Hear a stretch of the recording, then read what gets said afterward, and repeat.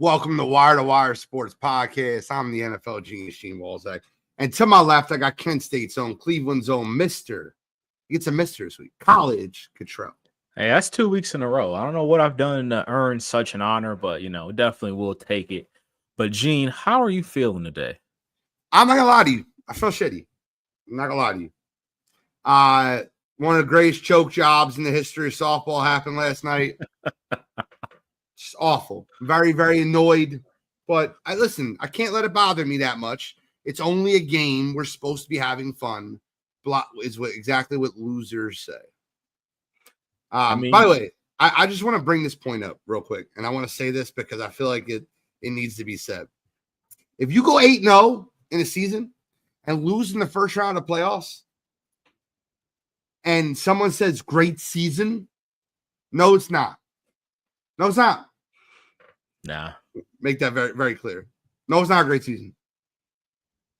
But how are you feeling, Cottrell? I'm feeling good. I'm not active, so I don't have anything to win or lose outside of my my college football league. In that we went 10-3 this year, won our bowl game at UTEP. So I'll take it for the first year. But yeah, I don't have any sour grapes from this past week like you do over with the softball game. I wish Bill was here so I could hear what he has to say about it and hear his opinion on said matters. But I'm sure we'll get that later on in the show. It'll be one of the first things I ask him when he gets here. Make sure you do that because I won't. I don't want to keep bringing it up. What's popping, Coach? What's popping, Key? What's popping, Timmy Todd? I'm busy sharing everything out. Bill will be here. He will continue his Iron Man shows, but not right now. He's stuck at work. He's been grinding, burning the midnight oil, as they say. So we're gonna get into some hot wire without him. I'm fired up though. I'm ready to rock and roll, Cottrell. Absolutely. So this week, Cleveland zone. This week, we're, as far as big time storylines go, we're a little bit lighter, but we still had some stuff go on in the sports world.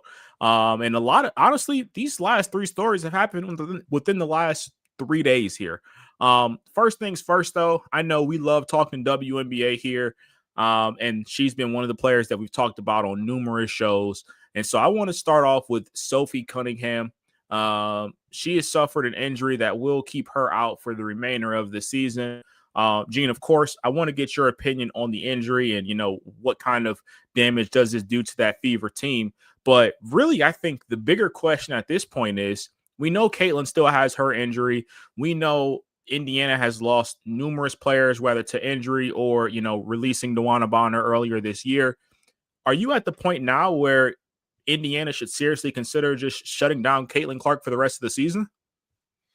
She also has a bone bruise that just got reported like an hour ago. In her rehab, she suffered a bone bruise. Caitlin Clark, that is. I think it's kind of wild what's going on with Indiana. This has been and it's funny because they still have so many really good players.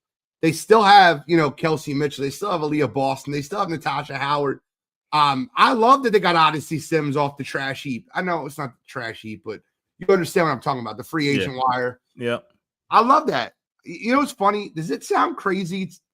I can't say trash heap and not joke around when I'm talking about the WNBA because I know someone will take it the wrong way. But if it was the NBA, I could say that shit all day. No one have a problem with it.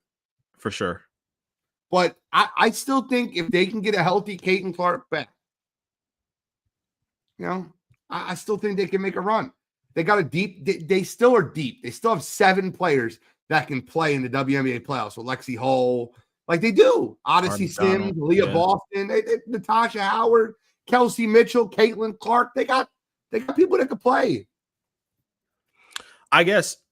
So I agree with you in that aspect of it, though. But in the same token, though, even before Caitlin got hurt, when everybody was healthy, the Fever weren't playing great basketball. And so even if you do get Caitlin back and she's back right in time for the playoffs, she's still warming up. She's not going to be exactly where she was, in her prime or at her absolute best this past season, those first few games coming back from injury. Is it worth the risk of, having a further issue or further injury issue with her down the line? What's the issue? She gonna re-aggravate her hamstring? I mean, it's really She'll be back next year. Or groin, it's, sorry. it's her groin, yeah. So I mean, you got the whole off season. What are we talking about? You do, but you think she's gonna get a hernia by playing too soon? I mean, that was one of the things I said like earlier, where I thought that would potentially be a concern there. But I'm just saying that if this was Indiana of last year and they were rolling and it was like, all right, well, they could beat anybody, depending on who they go up against. This is an Indiana team that's gonna, I think best case scenario backs into the playoffs and gets like an 8 seed. But they already have a playoff. They don't have to worry about playing. They could lose the rest of the games and get an 8 seed. I know, but you still would. I wouldn't want to play Minnesota right away. Like if I had my pick of the litter, hurt. I would want to play Vegas because Asia Wilson's back on her shit. I wouldn't want to play either one of them. I don't think they have anything for either one of them.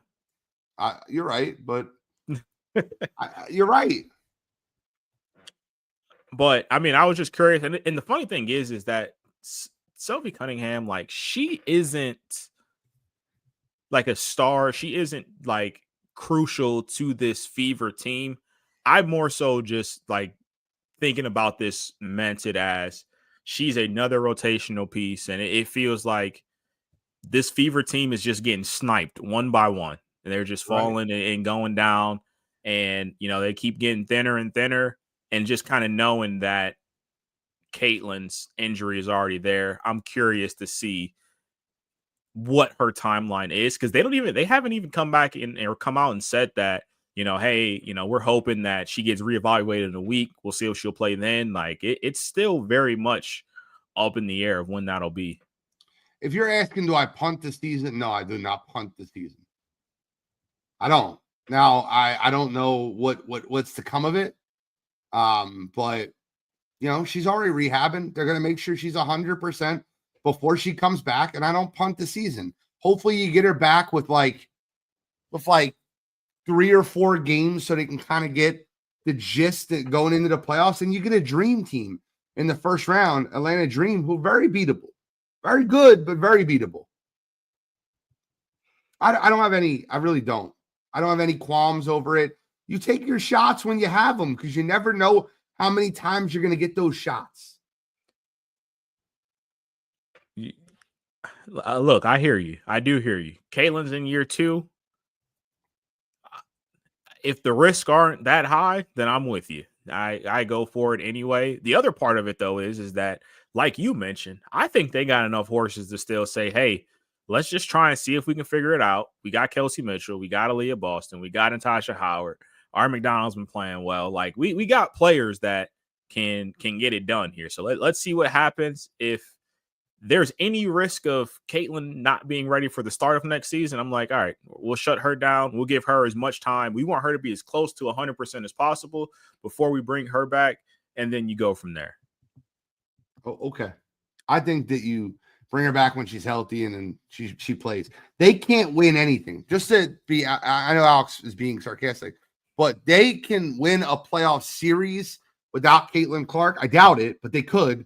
They cannot win multiple playoff series. They cannot take a run at the finals without Caitlin Clark. They just can't. It's not a real thing.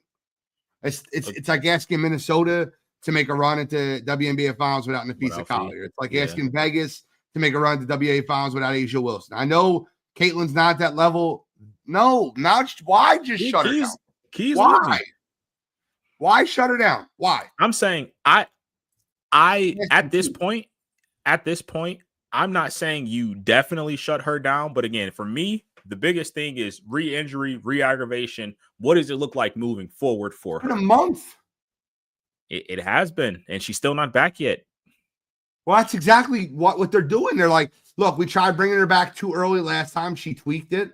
Let's give her the full recovery time and make sure she's 100% when she comes back. And she'll be 100%. I guarantee you. First week of September, you'll see the girl out there playing. I hope so. I definitely hope so. It's going to be better for better for the W if she's back. I mean, you could have firework kind of matchups that first round if you get the Fever in there, like fully healthy, obviously outside of Sophie. But with Caitlin back, like you could have some fireworks in the first round matchup. But that's pretty much it for WNBA talk. But did want to keep it basketball kind of moving forward here.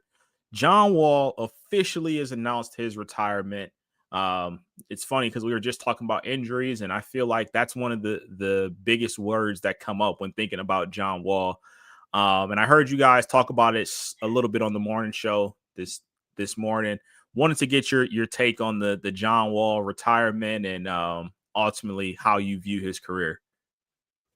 So, am I the only one that when they announced his retirement, they're like, after 11 seasons, I was like, wait, he played 11 seasons? I felt like he's been in the NBA for 20 years. Like, maybe not 20 years, but like it felt like John Wall's been in the NBA forever. And it's 11. I felt like he sat 5 seasons out of the 11. You got to think, though, he was like his rookie year was 2010. So, like, that's 15 years. Yep. That's 15 years. So when they say 11 seasons, does that mean if he sits the whole season, they don't count that season? Yeah, I think he sat 2 full seasons, and then he hasn't played in the game since the 2022-2023 season. So, like, he hasn't been in the league for 2 years, and then he missed 2 years of injury. So that's crazy. I guess they don't count those games there. Look, John Wall was incredible when he was healthy. The beginning of his career, his explosiveness. Those knee injuries take a lot out of the explosiveness. You see guys that change their game. I'll give you an example of one, right? Vince Carter was one of the most athletic players you ever watched play basketball, right? Dunked everywhere. But near the end of his career, he had to develop a jump shot. He had to have some post moves. Like he had to play smarter. And John Wall just didn't have that game in him that wasn't I'm athletic. Like to me, it's like, can you imagine if you took Russ's athleticism away from him? Just take the athleticism away from Russell Westbrook. He wouldn't be able to play at LA Fitness. Like, without his athleticism, he stinks. For sure. With Russ, with John Wall was the same thing. When he had injuries, he slowed down significantly. He did. And I mean, I think the one thing that's like crazy to think about with John Wall is that he was the cornerstone guy in Washington. And yes, they had Bradley Beal, and yes, they had a few decent teams with the Wizards there. But like, for him to be like the guy down there in Washington, I feel like they never put together like a serious team, because it was cool to see John and Bradley Beal play together, and they might be fun to watch or put up a ton of points and things like that. But I never really got the vibe from them that they were going to be anything serious. And there's that one clip that floats around like, if we would have made the playoffs and been fully healthy, like we would have took out those Cleveland teams that LeBron was on back in the day that John was talking about there. But that Wizards team, it felt like they were supposed to have a window of success there. And then they started regressing. And then John Wall had injuries, and then it was just a wrap. And they haven't been relevant since. Like, literally, it was like John Wall left a curse on that team, and they just haven't been good since he's been gone. Look, when your number one highlight is winning game 6 to get you to a game 7 that you ultimately lost, it's not really a good highlight. Like, his number one play of his career was the game winner in game 6. And then they proceeded to get beat by 13 in game 7 by Boston. Like, like, that's his career. Nah, I'm good. Listen, the thing with John Wall is I'm trying to word this the right way. Jeff Teague's an idiot, right? We all know Jeff Teague's an idiot. You've listened to Jeff Teague talk. Jeff Teague called this man a Hall of Famer. Of what? I know the NBA is very very lenient on players that make the Hall of Fame. John Wall is not a goddamn Hall of Famer. No, you seem to think differently. That's crazy. So you're right. You're right. John Wall should not be a Hall of Famer. I think the problem that we have, though, is that the Hall of Fame for the NBA it is the basketball Hall of Fame. Like John Wall was a legend when he was at Kentucky, and he was only there for a year. But like that's going to factor into if he gets into the Hall of Fame, and it shouldn't. But that's how basketball works. There, it's like an all around. It's just literally basketball. So like I agree with you. He shouldn't be a Hall of Famer. I think those conversations are going to be had, and I don't think it's crazy to say one day we might be talking about John Wall being in the Hall of Fame. It should be no time soon. It should really be never. But the NBA has a very open door policy when it comes to the Hall of Fame. He had 7 solid seasons in the NBA. Outside of that, he was absolutely cooked. I'm serious when I say that. 7 solid. And he had 1 elite. 7 might get you in. I don't know. I don't agree with that. I think that John Wall was a good player. And I think when you start letting people in like John Wall into the Hall of Fame, you've basically just opened the door for anyone. They're talking about John Wall and Andre Iguodala might headline the 2027 class. What the hell are we talking about? Well, I have a question for you. Yes, sir. And it's not the one that I asked earlier. Okay. It is Al Horford a Hall of Famer? Average Al is closer to a Hall of Famer than John Wall. Do I say you're asking me here? This is what you're asking me, right? Do I think he'll be named a Hall of Famer? Yes. Do I think he should be a Hall of Famer? No. Is that fair? Correct. I think the NBA is wild. But if agreed. You said basketball, he did win 2 national championships at Florida. For sure. A lot of people forget that. Al Horford was a staple on the national championship Florida teams. Him and Joakim Noah and Corey Brewer. Those Corey were the big Brewer. 3. But I don't think so. I asked that though because like that is like in Al May, he has obviously the longer longevity there, but like just guys in the East who were consistently on all-star teams. And but Al Horford played 1,140 games, bro. No, I know. I said he has the longevity there. That's what I said. He has the longevity there. I'm just talking like when these guys were in their prime, when they were the guys on their team, like they were just all-stars. Like that was their claim. And I feel like John Wall falls in that category there. I got the other one I'll ask you, because I asked you this morning in the comments, and then we'll move on to the last topic here. I asked you this morning, career-wise, John Wall or Derrick Rose, and you said for you it's pretty clear it's Derrick Rose. Yeah. My follow-up to that would be, then is Derrick Rose a Hall of Famer? Derrick Rose played 100 more. I looked this up afterwards because you said the stats are close. Derrick Rose played 100 more3 20-point seasons. John Wall had 1. Derrick Rose had an MVP. John Wall didn't. The answer would be he's a fringe Hall of Famer. I'll give you Derrick Rose being a Hall of Famer like Donovan McNabb. Should he make it? Should he not? I don't know. Yeah. Like it's very borderline. I think if I was start benching cutting Hall of Fame edition of like Al Horford, Derrick Rose, and John Wall, I'd start Derrick Rose if that helps you. Okay. You're cutting John Wall every time. Yeah, I'm cutting John Wall.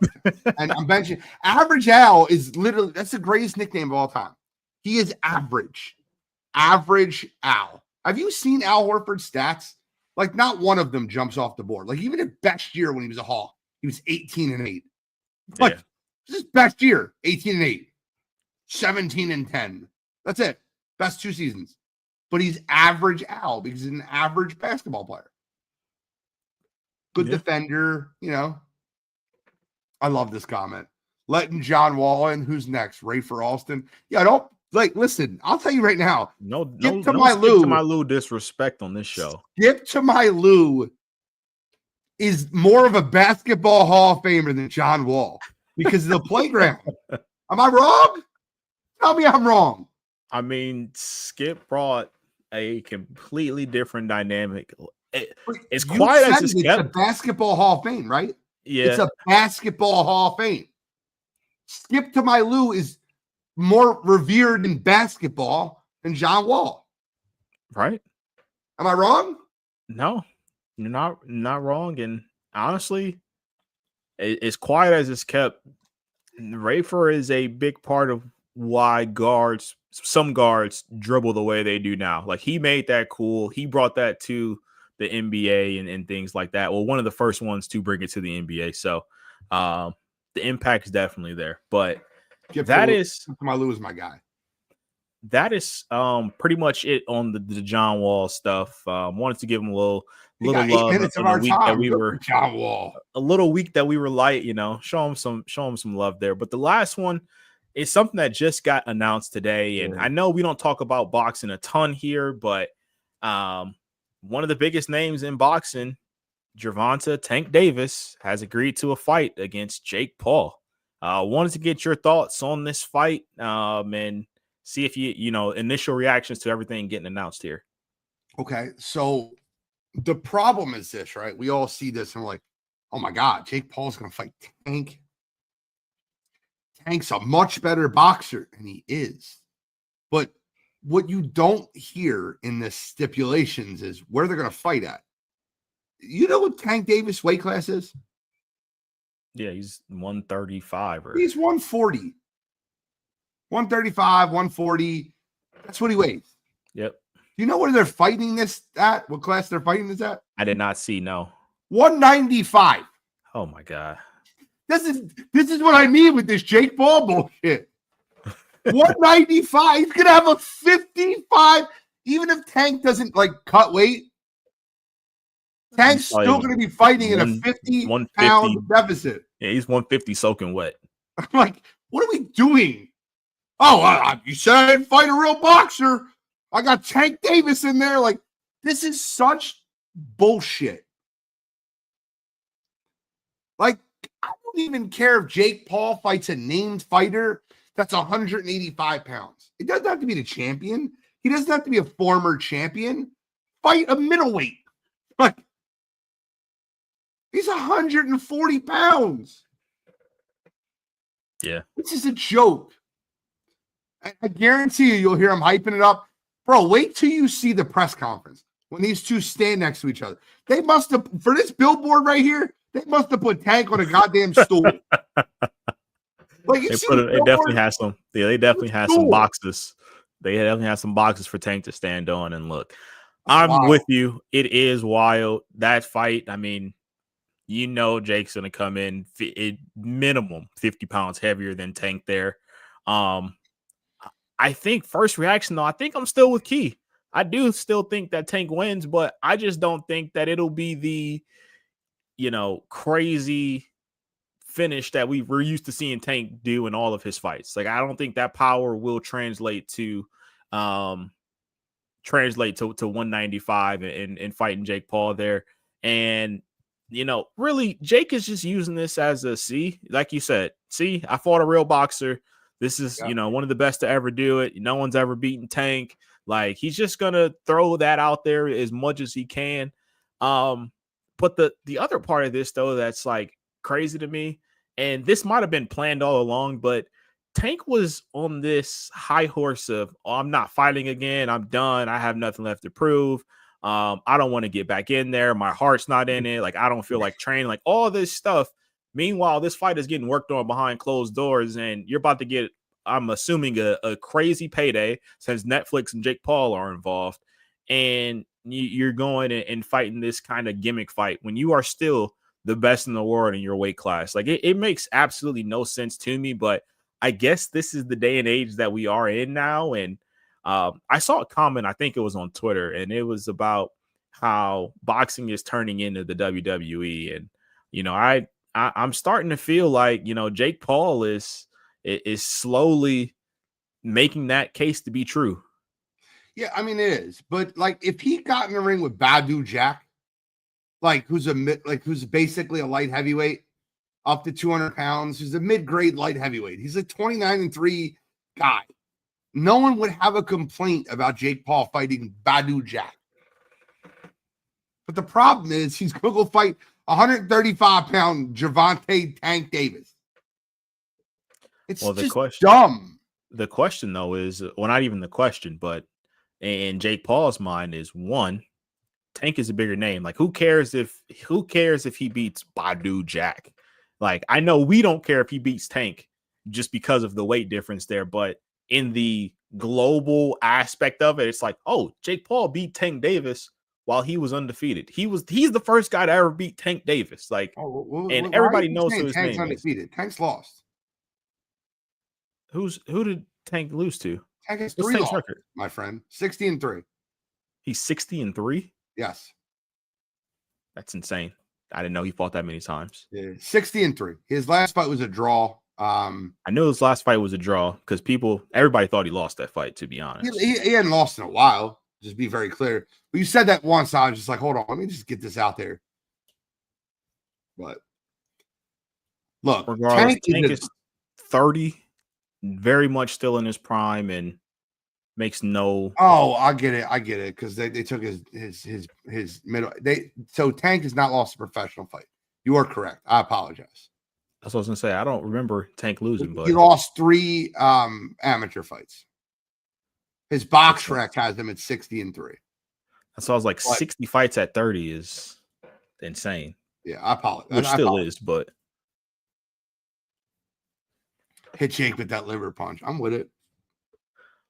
Honestly, Jake should have, and he might have tried to, but I would have preferred to see him try and fight Ryan Garcia. Ryan Garcia would have had a better shot getting close to 195 than what Tank does. Oh, God. It's crazy to me. But I'm sure we will get into that more once the time gets closer. We'll probably talk about how much of a joke it still is, even the week that the fight is actually happening there. But I'm sure it'll get some more airtime on the show here. But that is it this week for Hot Wire. I do want to ask you a question that's not going to come up in the show. Okay. I mean, we'll obviously talk preseason football a little bit. But I was talking to the guys this morning about it, and like, just like you are with college football, I'm a freak with NFL football. I fall asleep watching it. I seen the Jackson Dart numbers in his opening preseason and his second preseason game. And I'm like, oh my God, 14-16, touchdown, 123 quarter. Like, wow. Then I watched it. Have you watched the Jackson Dart Jets game? No. Okay. If I told you 9 out of his 14 completions, 9 out of his 14 completions were at or behind the line of scrimmage, would that change your opinion of the outing? Absolutely. 9 of 14 of his completions were at or behind the line of scrimmage for 80 of his 135 yards. That's ridiculous. Now, he threw a tight window throw that you should never throw in the NFL that got caught. That was a nice pass, but it's not a pass you should throw in the NFL. And he threw a nice touchdown pass. So those 2 passes I cannot take away from him. But we need to slow the hell down with Jackson Dart. You watch Jackson Dart just like I did. And this hype that comes out with these college quarterbacks is insane. I remember hearing about Mayo boy, Will Levis. Look at the guy's arm. He's incredible. And then 2 years later, he's out of the league. Anthony Richardson was, he's a better version of Jalen Hurts. He's like Cam Newton. Now he's basically out of the NFL. Like, slow down. Now, credit to the Giants and Brian Dable for creating a package that, like, will make him feel comfortable. They'll get the ball out quick. But this is what we forget. Outside of Andrew Thomas, that's a bottom 5 line in football. So they better work on those quick, hot route, screen pass. Because if there's no Andrew Thomas, that line stinks. Agreed. And I mean, I think the other thing too is that if things go the way that they would like them to go in New York, Jackson Dart doesn't see the field this year. Like, you let him sit the year, and then you go in next year with him being your bona fide starter and really go from there. Now, of course, Brian Dable, as we all know, is coaching for his job. which is And terrible to draft a quarterback in the first round with a coach that's coaching for a job. Terrible. which, you say it all the time there, and I definitely agree with you on that. But there's no situation where I feel like Jackson Dart starting this year would put him in a position to succeed, because I think then at that point he is going to fall into that window of those quarterbacks that you just mentioned, the Anthony Richardsons, hell, if we're being honest, Daniel Jones. Daniel Jones is now, of course, the starting quarterback in Indianapolis, but he shouldn't be a starting quarterback in the NFL. And I think part of his issue, granted, I didn't think he was that good to begin with, but it was really a baptism by fire when he got drafted by the Giants and they tried to bring in Dable to resurrect him, and it just didn't work out for him. So I think Jackson Dart, if he wants what's best for his career there, he's going to just wait. And, hopefully the Giants have some inkling of success there. Maybe Dable can be there to further his development there and not bring in the guy to just completely change everything, who may ultimately just ruin Jackson Dart, and his career is over before he even really had a chance to get started. But Control, if you draft take all things aside, let's just say it's a brand new coach, brand new quarterback. If you draft a quarterback in the first round of the draft, is your primary goal to develop the quarterback or win football games? It should be to develop the quarterback, but depends on where. Hold on. I'll lead you. If the primary goal is to develop the quarterback, okay, now let's speed up. If you're on the last year of your contract and coaching for your job, is your primary goal to develop the quarterback or win football games? Your goal is 100% to win football games. That's the problem. That's the problem in New York.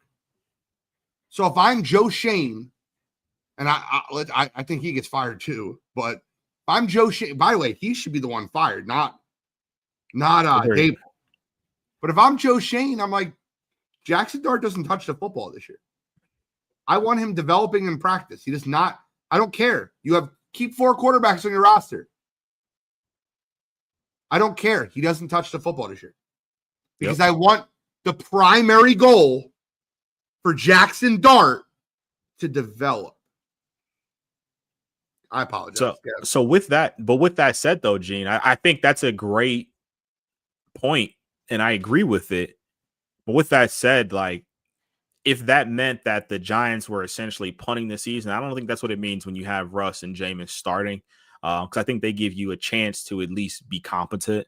But with that said, though, if that's the case, do you keep Dable no matter what?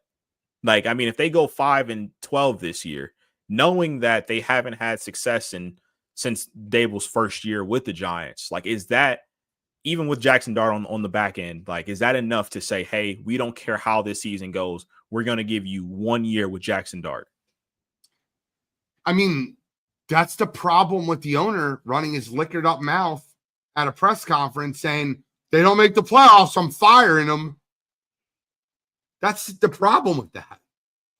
You have to fire him before you take a quarterback in the first round, or you have to give him a year or two to develop the quarterback, or you turn into the Bears. Yep. Because then what do, right? Next year, it's like, oh, we got to find a coach that's going to develop Jackson Dart. And then you hire that coach and you give him a 4-year contract or a 5-year contract. And then that coach in a year or two, if Jackson Dart doesn't pan out, he goes, well, it's not me. Let me draft my guy. I didn't draft Jackson Dart. And then he drafts his guy and that guy fails. And then you do the same thing over and over again. That's the problem in the NFL. The Bears have shown you how poor that works. What's the one thing you hear out of Bears camp? Well, Ben Johnson and Caleb Williams aren't getting along. You hear that all the time, right? It's been reported all over the place. Yep. Because Ben Johnson's giving himself an out. If Caleb's not the guy, well, I didn't draft him. You guys brought him in. I just did my best with him. Let me get my guy in here. And then they give him his guy. And if that guy doesn't succeed, then another coach has to pick up those pieces. It's happened for years. Mitch Trubisky was drafted by John Fox. Everyone thinks he was drafted by Matt Nagy. He was not. Mitch Trubisky was drafted in a lame duck year of John Fox. Justin Fields was not drafted by Matt Eberflus. He was drafted by Matt Nagy in a lame duck year. And Caleb Williams was not drafted by Ben Johnson. He was drafted by Matt Eberflus in a lame duck year. It happens all the time, and people just don't get it through their stupid head. Ryan Poles has done an incredible job of building the Bears. Look at the roster. Yep. Offensive line's better. They got receiving weapons. Their defense is good. If you look at that roster, what's the excuse? There shouldn't be one. Correct. And that's where my head goes. I think it's funny too, because the one example that you didn't bring up is we're starting to see, at least the back half of last year, we're starting to see that maybe it's going to be something that works out. And that's in Carolina. There was a point where Canales was over there, and it felt like Bryce Young was going to be on the back burner. They had benched him for Andy Dalton, and it seemed like, Bryce Young's days in Carolina could have potentially been numbered there.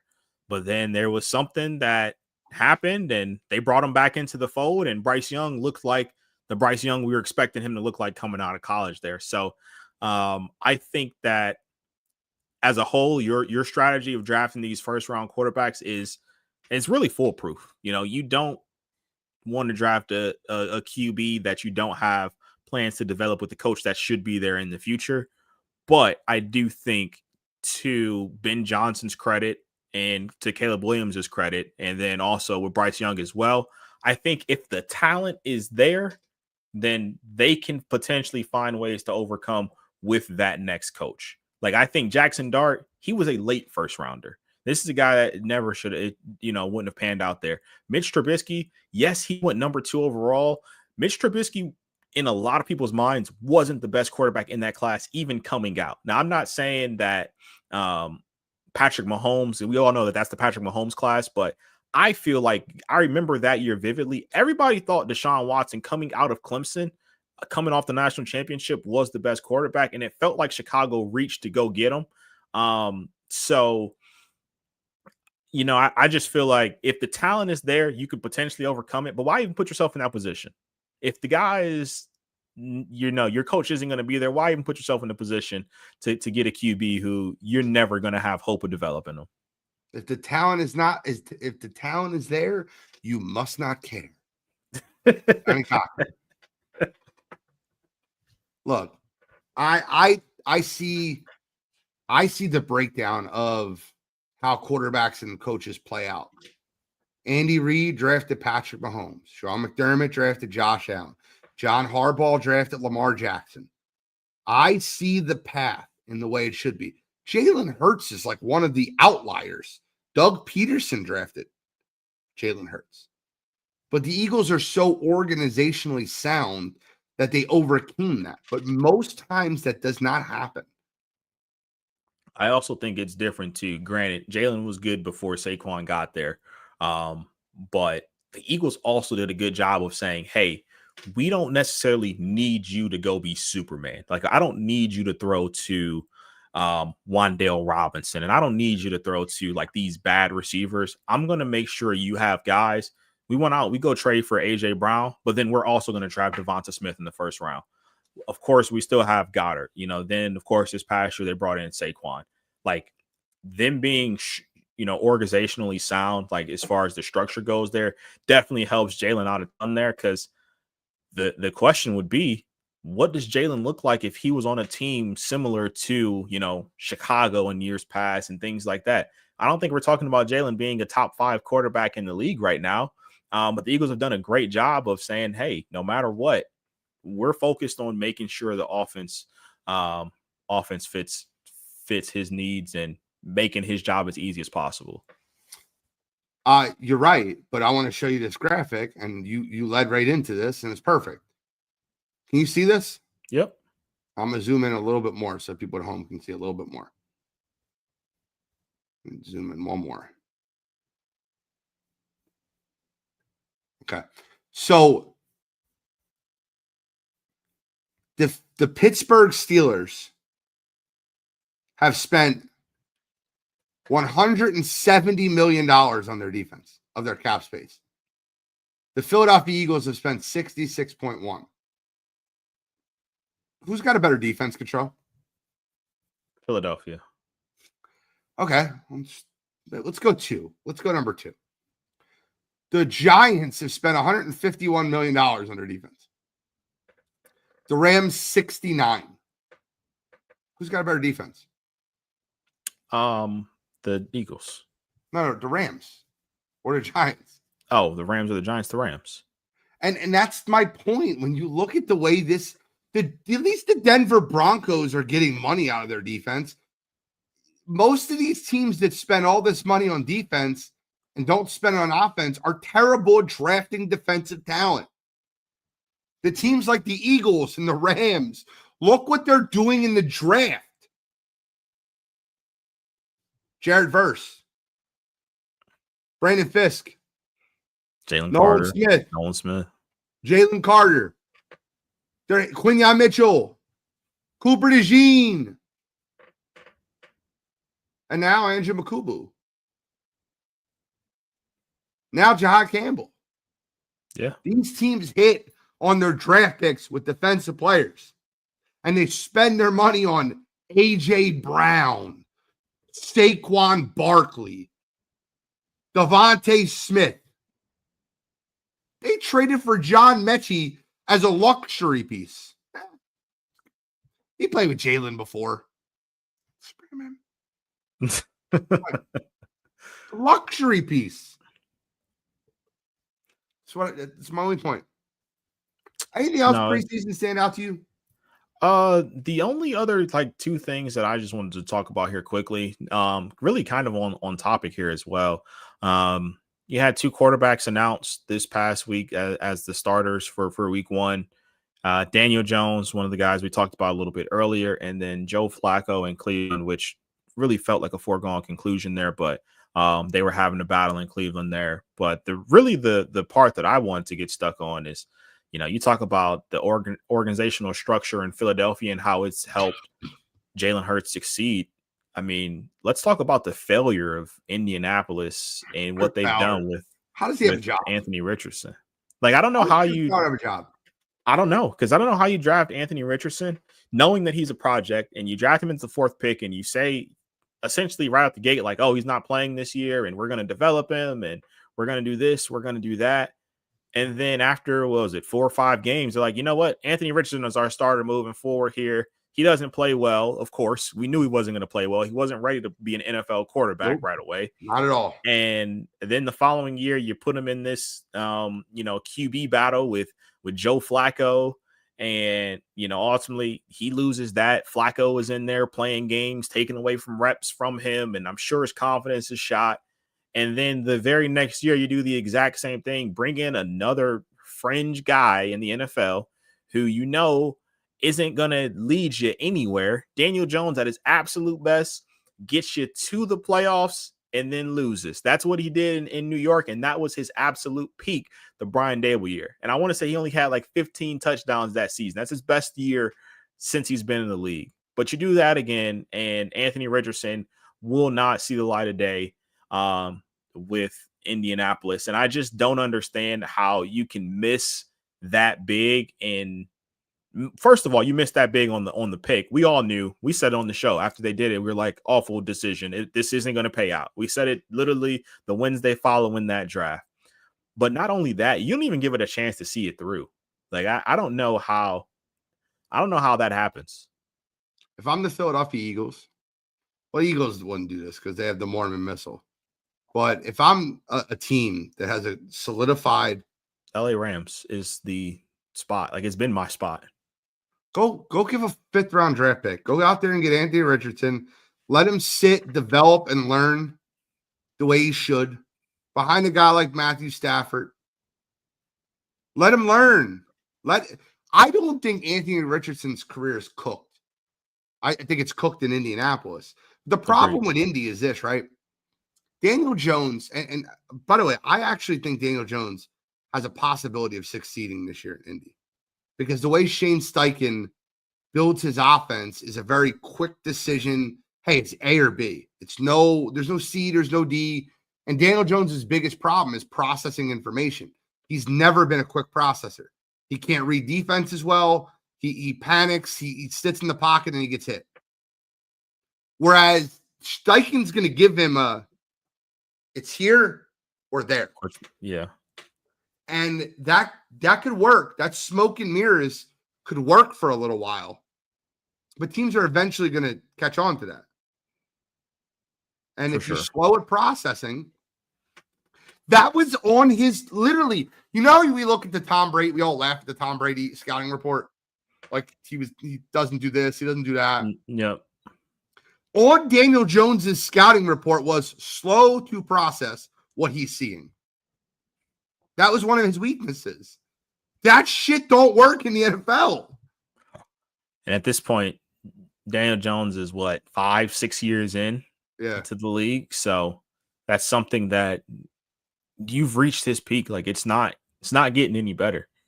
And I don't know. I feel like this is a Shane Steichen. This is the year where he could potentially get the boot. Like he was one of the coaches that I brought up when we were going over the top 5 coaches on the hot seat. I understand he's coaching for his job here. And if he feels like Daniel Jones gives him a better opportunity to keep his job and, maybe even just keep it long enough to actually get a quarterback next year in the draft or next offseason or whatever the case may be, I can understand that. But if I'm Indianapolis as a whole, I would much rather have the wild card of not knowing what Anthony Richardson is and saying, hey, he might lead us to be 11-6 or he might lead us to be 5-12, but I don't know. Like, I want to see what I have with him. And I feel like with Daniel Jones, you just know what you have. Like, no matter what, he's not your quarterback moving forward. With Anthony Richardson, at least you had a sense of optimism moving forward there. And at one point, everybody was bought into Anthony Richardson. And I say everybody because you don't take that quarterback at 4 if you're not bought into him. So at a point, he had to be the guy. And what he showed was what he was in college the first 2 years. And you didn't give him time to develop, and you didn't give him any reps to fully understand what was getting thrown his way. So hate to see it, but I also agree with you. I don't think he's necessarily cooked. I just think he needs to go to the perfect spot to learn, to develop, and really just go from there. I don't disagree with you. I love your take on that, and we'll see what ends up happening. But like, I always thought Anthony Richardson was like a Taysom Hill with a way better deep ball. I don't know if he's fragile. Might be too fragile to be Taysom Hill because Taysom Hill can just drop his shoulder and run into you. But like a running quarterback that could be a gadget guy that has a great deep ball. See, I've seen this everywhere. Anthony, I said it this morning. I've seen it everywhere. I think Trey Lance is a better thrower of the football than Anthony Richardson. And I also think that Trey Lance, to Trey Lance's detriment, he never had a chance to even prove he could or couldn't play. Yeah. Anthony Richardson has had the opportunity to play, and he hasn't earned his job. Trey Lance was in a spot where he played a game, and it was the game that he played. It was raining hard as hell. Like, you couldn't expect him to be great in it. And then the following game, he gets hurt, and then Brock Purdy takes the job and never looks back. It's like he's never actually had a job or a chance to really be a starting quarterback. So, of course, we've seen him on practice squads. We've seen him, with the Cowboys in the past. Now he's on the Chargers. But when you're behind Dak Prescott and you're behind Justin Herbert, until you actually get an opportunity to play in these games, you're not going to be a starting quarterback in the league. Like, I don't know if there's a team that's going to take necessarily that chance on you. I think he's going to have to be in a situation where, if you remember a couple years ago, Sam Darnold actually was playing with the 49ers. He got hurt, and he came in for Brock Purdy, and I think he finished the game against the Ravens, but then he also played like the following couple weeks there, and that was ultimately what led who did he play with? The Vikings to give him opportunity to be a starting quarterback there. Trey Lance is going to need something like that to actually showcase his talents in an actual NFL game. and then go into a situation like a Indianapolis or like a New York, with the Giants or even with the Jets, to where they don't have their franchise guy and he gets a, one-time prove it year to see if he can have success in the future. I love to hear that. Kyle said Anthony Richardson is Pat's Cam Newton. It's basically Cam Newton that couldn't throw the ball anymore because he had unrepairable shoulder issues. Yeah. That was the Cam Newton that played for the Pats. His whole shoulder, got destroyed from the amount of hits he took. Talk about the Browns for 1 second. Joe Flacco named the starter. I don't think there's any surprise there. Kenny Pickett goes down with an injury very early in training camp or preseason. I think it was before preseason. But you're in Cleveland. What are the Browns going to do with the 4 quarterbacks in the room? Well, of course, they keep everything tight to the vest, so not even really hearing any rumors there regarding that. But I've seen this show before, and if you recall, just last season, the Browns went into the first week of the season having 4 quarterbacks make the initial 53-man roster. But what they ultimately do there is, I think they are hoping and praying that some team needs a quarterback and, an injury happens or depth, they want a depth piece or, whatever the case may be there. And I think they are trying to get Kenny Pickett to get traded somewhere to just get something back for him.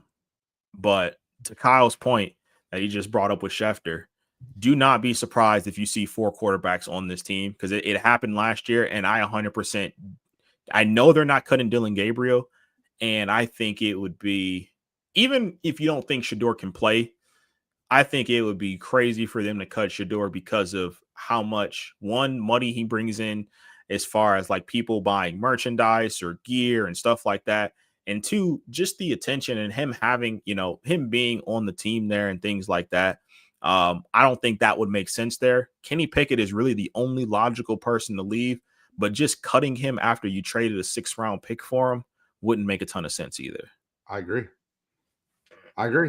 We'll see what ends up happening.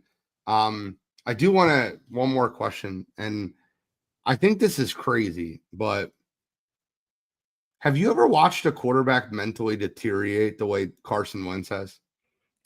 And the reason I say that, he's not on a roster this year. He's not on a roster. Yeah. Last year, he played for Andy Reid. It would have been a perfect way to stay as a backup quarterback. Yep. And Andy Reid's like, I don't want him. I don't say that, but if they wanted him back, he'd be back. Yep. And the part that really stands out to me is this, and I want to emphasize this exact point. They asked him a question during Super Bowl week. Now, the Chiefs went and brought in Gardner Minshew and Bailey Zappi instead of keeping Carson Wentz, who was in building. He got asked the question during Super Bowl week. These questions get asked all the time. If you could trade places with one person for one day, what person would that be and what day? Do you remember his answer? I don't. What do you think would be the most fragile answer you can give? I don't even have to give you time to think about this. What do you think the most fragile answer Carson Wentz could give? Jalen Hurts. No, I think it's worse. Who do you say? I would trade places with Nick Foles and play in that Super Bowl with that team. They won the friggin' Super Bowl. That's hilarious. I would trade places with Nick Foles so we could finish what we started in 2017, is what he said. Finish what we started after winning a Super Bowl is crazy. They finished what you started, you dumbass. The funniest part of that is Darren Sproles and Deshaun Jackson have been on multiple podcasts talking about the personality that Carson Wentz had. And Darren Sproles was like, yeah, they'd be running HB choice where I'm the first option. And he would look at the tight end. Carson loved the tight end. I'd be like, dude, I'm open. The play is HB choice. What are we doing? Why are you not throwing me the football? And then the one thing he said about 2018 that I thought was insane, and I don't know if you've seen this interview, was in 2018, Carson made the offense changed the entire playbook to not run the playbook that they just won the Super Bowl with. And then when they were asking Sproles, they're like, well, isn't that the year that he was gonna like one of the finalists for MVP? And he goes, yeah, but he didn't want to run the same playbook that Nick just won the Super Bowl with. He made the whole offense change the playbook because he wasn't going to run the same offense that Nick Foles. I've never seen anybody mentally deteriorate worse than this. Ever. No, I mean, that definitely takes the cake there. And I mean, it's crazy because you really wonder. I'm sure you don't, because everything has fallen into place how it was supposed to, but you really wonder if that injury doesn't happen, Carson actually goes and wins MVP that year, and whether or not you guys win the Super Bowl that year. I mean, I think if you win it with Nick, you should win it with MVP Carson. But does he then get some extension after that happens? You guys probably don't even think about drafting Jalen Hurts if he's your guy and he's already healthy. But then it got an extension afterwards. They cut him after his extension. Oh yeah, because he had the $50 million dead cap or something. Like he had the. Everybody forgets 2019 happened. Yeah. Everybody forgets 2019 happened. 2020, everybody remembered the downfall. Everybody remembers 2018, the year after they won the Super Bowl, when he got hurt. Nick almost took him on another run. And then 2019, he took the goof troop to the playoffs. And he did. Do you remember that? It was like we grabbed what was that guy that grabbed off the trash heap? A wide receiver that no one's ever heard of before and no one's ever heard of since. Travis Fulgham. That was the Travis Fulgham year. They went to the playoffs, and then Jadeveon Clowney nose dove into him. And Howie Roseman went in the locker room and said, you better get your ass back on the field. And Carson's wife and Howie almost got into a fist fight. It was wild. The trainer, it was wild in Philly. I don't put it past them. Stories that happen. I do not put it past them. Jason Peters went into a Verizon store talking shit about Carson Wentz. I do remember that. One of the craziest things ever. Because I remember that was like right after I got there, I think, or right before I got there. 2020. Yeah. 2020. Yep. He goes in the store and what's up with the team? He goes, you watch the games, right? What do you think? He goes, well, it looks like Carson's stinking to join up. Well, you have your answer. Tells that in a Verizon store. Wild. At this time, we normally be doing trivia, but Shally is not here. He is not. I thought got the question. I got the question hot and ready too. We will wait. I also want to wait. Is there anything else NFL preseason you want to go over? No. We're gonna wait for our list. For sure. I feel like this is the time we can knock out UFC. I was just thinking the same thing. All right. Guys, if you're listening at home, hopefully Shally comes shortly. We can get trivia going. We can get some NFL lists going. But me and Cottrell, and this is the fun part, right? Do you think now we watched the same. By the way, great card. That's normally what happens. We talk about them being shitty and they end up being phenomenal. I mean, look, Tim Elliott winning that fight versus Asakura is absolutely insane. Yep. Because Tim Elliott is the definition of a journeyman. And everybody and their mother thought Asakura, including me, was going to win that fight. And Tim Elliott's just a dirtbag and figured out a way to kind of hang around the first round. Get dirty in there and then put him to sleep. 100%. And then you see Cannonier versus MVP, and MVP starts his fight absolutely dominant. Yep. 2 or 3 knockdowns, and obviously he didn't finish them, but like that fight was entertaining from start to finish. 100%. The Freitas knockout at the end of the first round, 4 minutes and 59 seconds of the first round, and the Murphy knockout on Aaron Pico, both spinning back elbow knockout. Yep. That was a lot of fun. It was. And then you get to the main event. There he is. Can you text me back and tell me what your goddamn ETA is? I know you're listening. The main event was an absolute slaughter. No, I texted. I'll be very clear when I say this. To me, I didn't care that it was a slaughter. And you know why? Because I'm selfish. For sure. I'm not selfish in a lot of things in life. A lot of things in life, I'm not selfish. Bill said I'm driving. What? Bill said I'm driving. But being right about a prediction, I'm selfish about that. I don't care that nobody enjoyed the fight.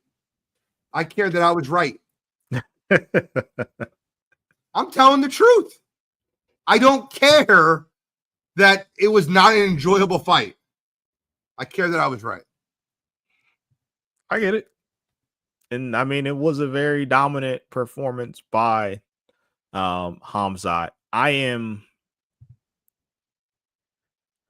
I'm not going to say I'm surprised by the wrestling aspect of it, because I thought, and I said it on the show last week, I thought rounds 1, 2, and potentially 3 would look somewhat similar to that.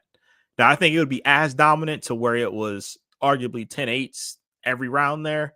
No, I didn't think that would be the case in all 3 of those first 3 rounds there. But I did think at one point there would be a time where DDP figured it out and he stuffed 2 to 3 takedowns, and Chimaev was like, all right, for a short time frame, I will strike with you until I see you open up so I can get you back to the ground. And in round 4, you saw that for 15 seconds. He stuffed the first takedown, he sprawled them, and then, they got up, and then the next thing you know, Chimaev scoops him, dumps him, and he's back on top of him for 4 more minutes. So I've never seen a man in a crucifix 3 times in a fight. No, that was ridiculous. I'm not going to lie to you, though. To that same token, I think that may have been the softest crucifix beating I've ever seen in the UFC as well. Well, hold on. This is where we'll disagree.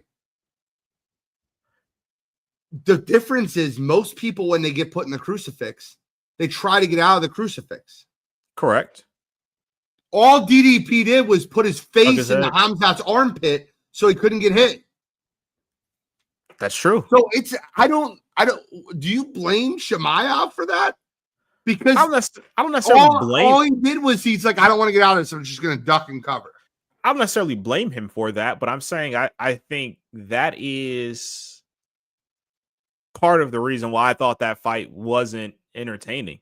And again, it's not necessarily Chimaev's fault, but if you're in that position, like, you can't be in a crucifix for 2.5, 3 minutes of a round. And we saw that happen 3 times in that fight, and that's absolutely ridiculous. And I also think, there was as many strikes as he landed. It's also insane to see how many few significant strikes he had in that fight as well. Yeah, he just kept smacking him on the back of the head. Yeah. So it was pure domination, and 100% deserves the belt. And if you're Chimaev, why would you change something that's working? If I can just lay on top of you, take no damage, and become a champion, and be in one of the most dominant fights in championship fights in UFC history, why wouldn't I do that? Like, why would I go and stand up with you and have this stand and bang fest in the middle of the octagon when you could potentially knock me out? Not saying I thought that would be something that would happen, but why would I even put myself in harm's way when I can just absolutely dominate you on the ground? So from that aspect of it, from Khamzat's side, like, I have no issues at all with what he did, how it looked, no issues whatsoever. For me, though, as a fan, I was rather bored with it, especially after watching the 4 fights that were right before it, where you had spinning back back elbow, spinning back elbow, multiple knockdowns, and a submission. That's where my issue with how that looked. And that's not Chimaev's fault. That's really more so on DDP. The real question, though, is who the hell in that division is even a threat to stop that from happening? I mean, he's gotten better. I think that there's definitely guys that can like, I guess, stop his wrestling. The problem is when you get to that, like, where you stop his wrestling. So, like, I'll give you an example, right? I know Israel Adesanya hasn't fought, but like, if you put him in the ring with Izzy, he's not holding Izzy down for 5 rounds. That's not going to happen. He's too talented of a striker, and Izzy's too wiry, and he'll get out of those takedowns. And I think there will be fighters that can do that. When he fought Kamaru Usman would be a great time to give him another fight and give him a full camp and let them prepare and fight each other.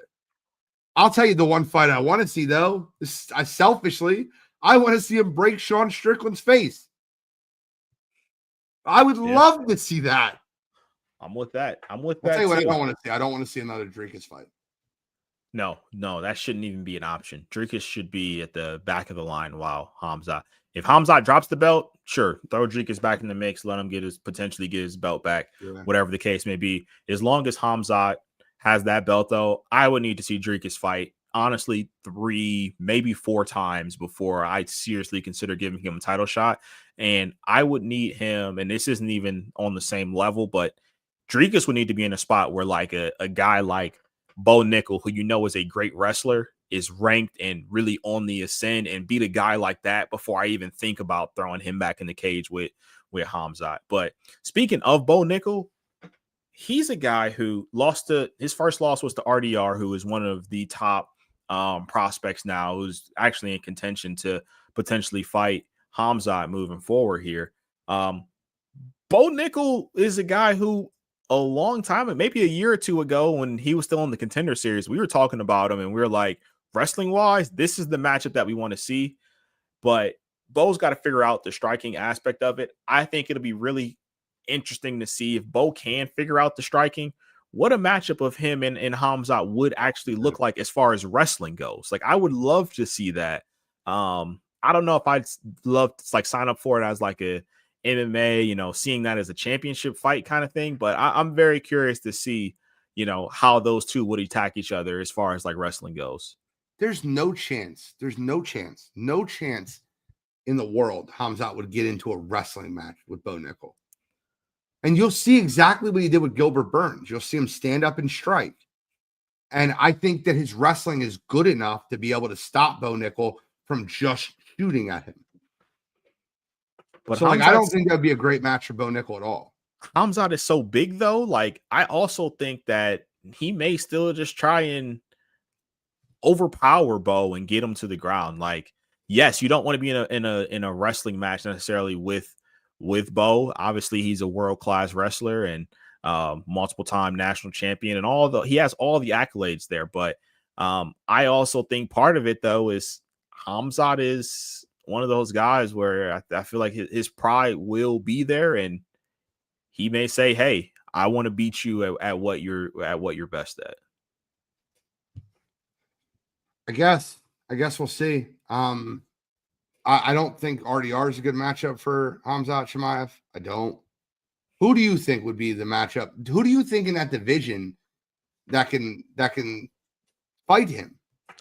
That's the tough part. I don't know in that division because you brought up Kamaru, and as much as I'd love to see that fight, Kamaru is arguably next in line for the shot at 170. Yeah. So I don't know if he'd even be interested in going back up to 185 and fighting Chimaev there. But they got so many options there. It really feels like they're about to just do like a old school, like kind of King of the Ring tournament to figure out who's going to be like that number one contender, because they have like 4 or 5 guys that could have some sort of stake to the claim there, whether it be what is this number one contender, Imavov, Imavov, or he's fighting KO They're fighting each other. Yep, Those fighting. two, I guess the winner of that is who you're going to see is. But you know what I mean? Yeah, but RDR is also fighting somebody else too, though. That's why I'm saying like they're basically doing a kind of King of the Ring style. Yeah. So you got RDR, you got Fluffy, you got Evolve. Like it's a lot of bodies at the same spot. Like I don't know if anybody has definitively earned a spot or earned a shot at the title, really outside of Kamaru based on the last fight they had. Agreed. One of the old Pride style Grand Prix. All right, Shally give him good comments in the chat. I guess anything else you want to touch on UFC? The only other thing that I'll like slightly touch on is the Lerone Murphy fight. Obviously it was incredible. The knockout itself was incredible there, but that basically all but sets up a matchup with him and Volk moving forward there. Curious to know like your thoughts. Lerone Murphy has not been beaten yet in the UFC. Volk, of course, is the champion there. Do you see that being like stylistically? How do you see that fight matching up? Don't necessarily have to go full on like prediction of who wins or anything, but like, do you think that's a bad matchup for Volk? No, I think Lerone Murphy is super overrated. He landed a great spinning back elbow, but if we're being completely honest, for the first 3 minutes, he didn't look. Aaron Pico was just extremely aggressive in that fight. What Lerone Murphy did was he caught him being super aggressive. Do you know in Lerone Murphy's last 4 fights what they were? Unanimous decision, unanimous decision, unanimous decision, unanimous decision, split decision, unanimous decision. He sprinkled a KO in there, 1 or 2, but like Volk is too technical. Volk will dominate him. You have to have a guy, and you know what's funny? I thought Volk was shot until I realized that the 2 guys that he got beat by are probably 2 best in the world. Yeah, the 2 and 3 best in the world. And I'm not trying to put Chimaev up there yet. I get it. Chimaev needs to win more fights to be up there. But if we're talking about the 3 most dominant fighters in the world, yep, we're talking about Islam. We're talking about Chimaev. We're talking about the guy that knocked out Volk. Yep. So I think Volk dominates him. I really do. I really want to see, I feel like that the 155 division is interesting in the UFC. And I just think when you look at some of these rankings, it's just interesting to see how they plan, how they break down. Do you know what I mean? Yeah. So when you look at 155, now you just lost Islam. Islam's going to move up. But when you look at 155, Ilya who's he going to fight? I think it's a terrible matchup for anybody else there. They're going to run the same recycled stuff that we've seen before. They're going to throw him up against Gaethje, and then they're going to throw him up against, whoever that next person is going to be. You know who he should fight? Ilya? Who? Paddy Pimblett. That should also be next. Paddy looked great. Paddy, I'll give Paddy credit. I thought Paddy was one of those overrated guys, and then he went to camp, got himself right, and he looked dominant in his last fight. Who did he fight? Michael Chandler? Yeah, he fought Michael Chandler. Looked absolutely dominant in that fight. So give Paddy a ton of credit there. I think that's an interesting fight there, but the question is, do you throw that out there, or do you just let you feed Gaethje to the wolves just to get that out the way? Because Poirier, Gaethje, Oliveira, Chandler, some variation, guys are always just beating them. Like the top guys are just beating them. The champion of that division is beating one of those 4. So do you just burn that to just get it out the way and then have, Paddy fight for the belt next to just give yourself a little buffer period in case Islam goes on a run at 170 or until Islam and Ilya ultimately get that matchup? That is really the question there, because eventually you want to see Ilya versus Islam. That's the main objective there of the UFC. You want to see your pound for pound number one versus pound for pound number two. I don't. Why not? I don't think Dana wants it either. I would love to watch it, but my point being is you need more marketable fighters. Now, what the UFC is planning on doing next year with Paramount and like lightening their cards and having just a lot more monster, you know what I mean?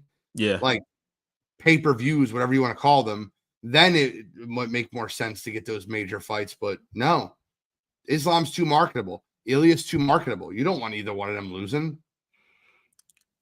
Like Islam's going to run through JDM, run through him. I mean, I agree with that.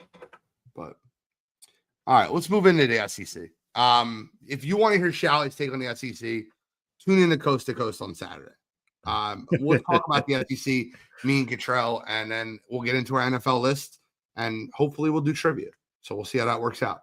But SEC, when you look at the SEC conference, let me ask you a question first. Who do you think is stronger this year? I know you and Cottrell. You and Shally are going to be always Big Ten only. This year, you going Big Ten or you going SEC?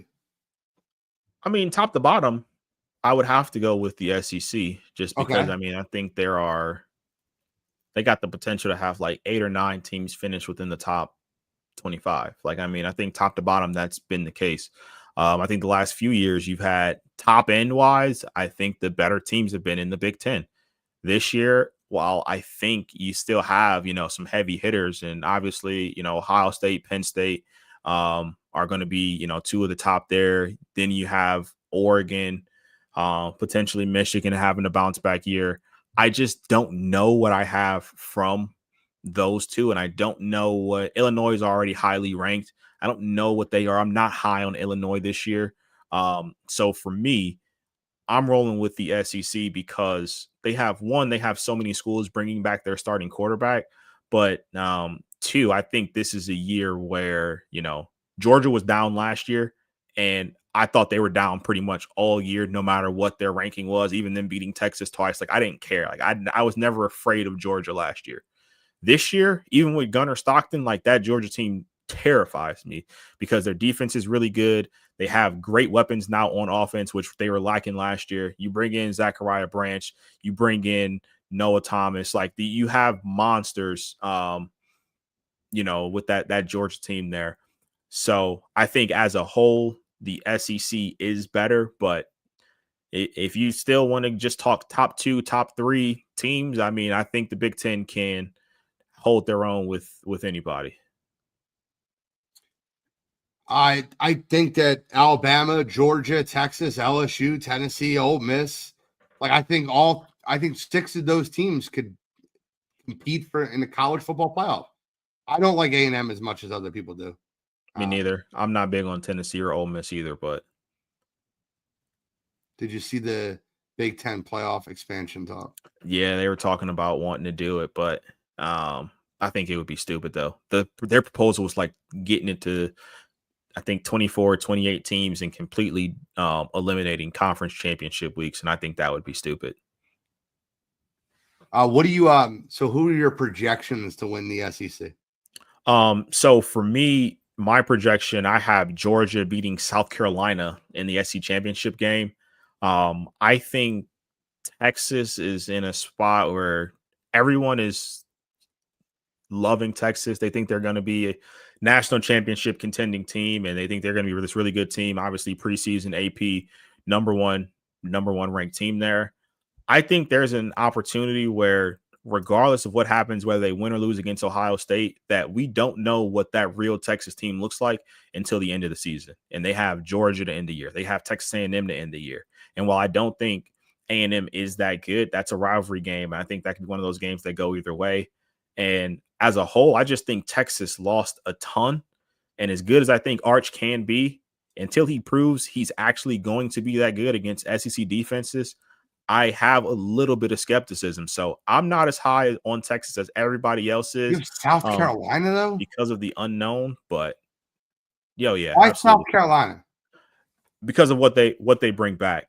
You bring back Lenore Sellers, who I think can be one of the best quarterbacks in the SEC there. And then defensively, they have arguably a guy who I think is the best defensive player in the whole conference in Dylan Stewart. And so for me, I love what South Carolina has been doing. I think Shane Beamer is a great coach there. And if you look at their schedule is actually rather light. So that's why I personally like South Carolina. And in the SEC, it's still SEC East versus West. They haven't changed that yet. No, it's just top two. Oh, it's top two now. Yep. It wasn't top 2 years ago. It was East versus West, right? It wasn't, yeah. But when they had the additions of Oklahoma and Texas is when everything switched. So I'll keep what I have. I have Texas versus Georgia. And I think you'll see that at the end of the season anyway, but I think you'll see a rematch of it in the SEC. I think Texas week 1 goes into Ohio State wins. I think it's the first time in AP number 1 opens up the season as an underdog. Am I correct when I say that? Yes, that is correct. So I think Texas is going to be very good, and I think Ohio State's going to need a little bit. Julian Sayin is going to start for Ohio State, correct? Indeed, he is. So, I know it won't be his first action because I think he's came in a couple routes. Am I correct? Oh, slightly, yeah. He came in some last year, but nothing crazy because Devin Brown was their backup. So he was their third string quarterback last year. So he may have seen like some action, but nothing even close very to little action. I say it. I just wanted to look it up. I know he had stats, but he was only 5 for 12. Yeah. I think that being his first game is very, very tough. Arch has played. And I think that you'll see that in Texas. I think that Texas will end up winning. I'm not saying that Texas will ultimately be better than Ohio State when it's all said and done. I just think that week 1, that's a tough draw. Now, I guess we'll find out. I guess we'll find that out very soon. Week 0 is this week, right? Yep. Do you want to give me any projections on who you like week 0? So the biggest matchup of the week, you have one ranked versus ranked matchup. You got Kansas State versus Iowa State. For me, I like Iowa State in this one. This game is getting played over in Ireland. And this is the kickoff to the college football season. Rocco Becht is, quietly a solid, very solid quarterback. We talk about Matt Campbell on the show all the time. They're so well coached. And I think that Kansas State team, while they, bring back Avery Johnson and they bring back their running back Dylan Edwards, I think in a situation where you're going across the pond and Avery Johnson's biggest struggles last year was turning the ball over. I think that Iowa State defense is going to get after Kansas State. They're going to cause some turnovers, and I think they take care of business in the first game of the year. I agree with you. I have Iowa State in that game also. I think they're the better pick. And is there any other week 0 matchups that you want to discuss? Anything that might be under the radar? I know there's not a lot of good matchups in week 0, but anything else that you could see for an upset, maybe somebody like Kansas gets knocked off by Fresno. Yeah, so I was going to say that's actually the game that I was going to bring up, not because I think Kansas is going to necessarily get knocked off, but I think as far as seeing entertaining football, that can be a game where you do see that. Jalen Daniels is one of those guys who, is coming back to college. This is, I think, his, senior season at Kansas. He's always dynamic with the ball. And so if you want to see in that slate of games after the noon kick game, if you want to see, some of the best players in the country, or one of the best players in the country, I should say, in Jalen Daniels, I think that would be the game to tune into. And Fresno State has proven that they are no slouches. Whenever they have big games, whether it be it was Oregon a couple years ago, they will hang in games with even the Power 4 schools there. So that would be the one game where I definitely would say tune into if you want to see some high quality football. And in case you're wondering at home, Jalen Daniels is not related to Jaden Daniels. More you know. But it's funny though that you brought up the one thing with Texas and with Julian saying and his lack of experience and, it being tough to that your first game being in Texas. I 100% agree with you in that one.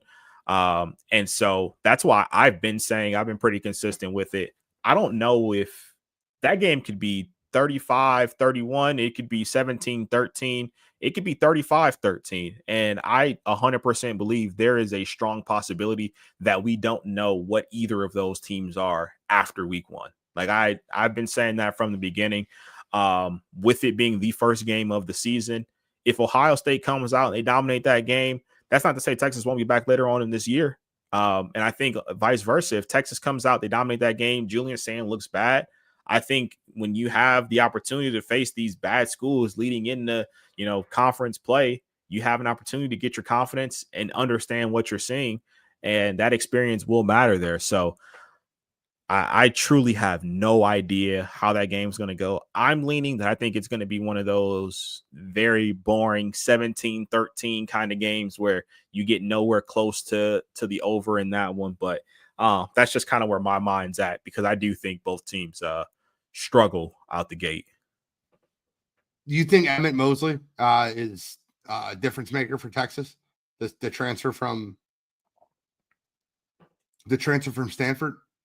I mean, I think he could be. That it's just a question mark, though. I mean, you lose Isaiah Bond, you lose Golden, you lose Jadon Blue, you lose Gunnar Helm at tight end. Like, you lose 4/5 of your offensive line. I mean, do I think he can be a good player? Yeah, but how long does it take for him and Arch to have a connection?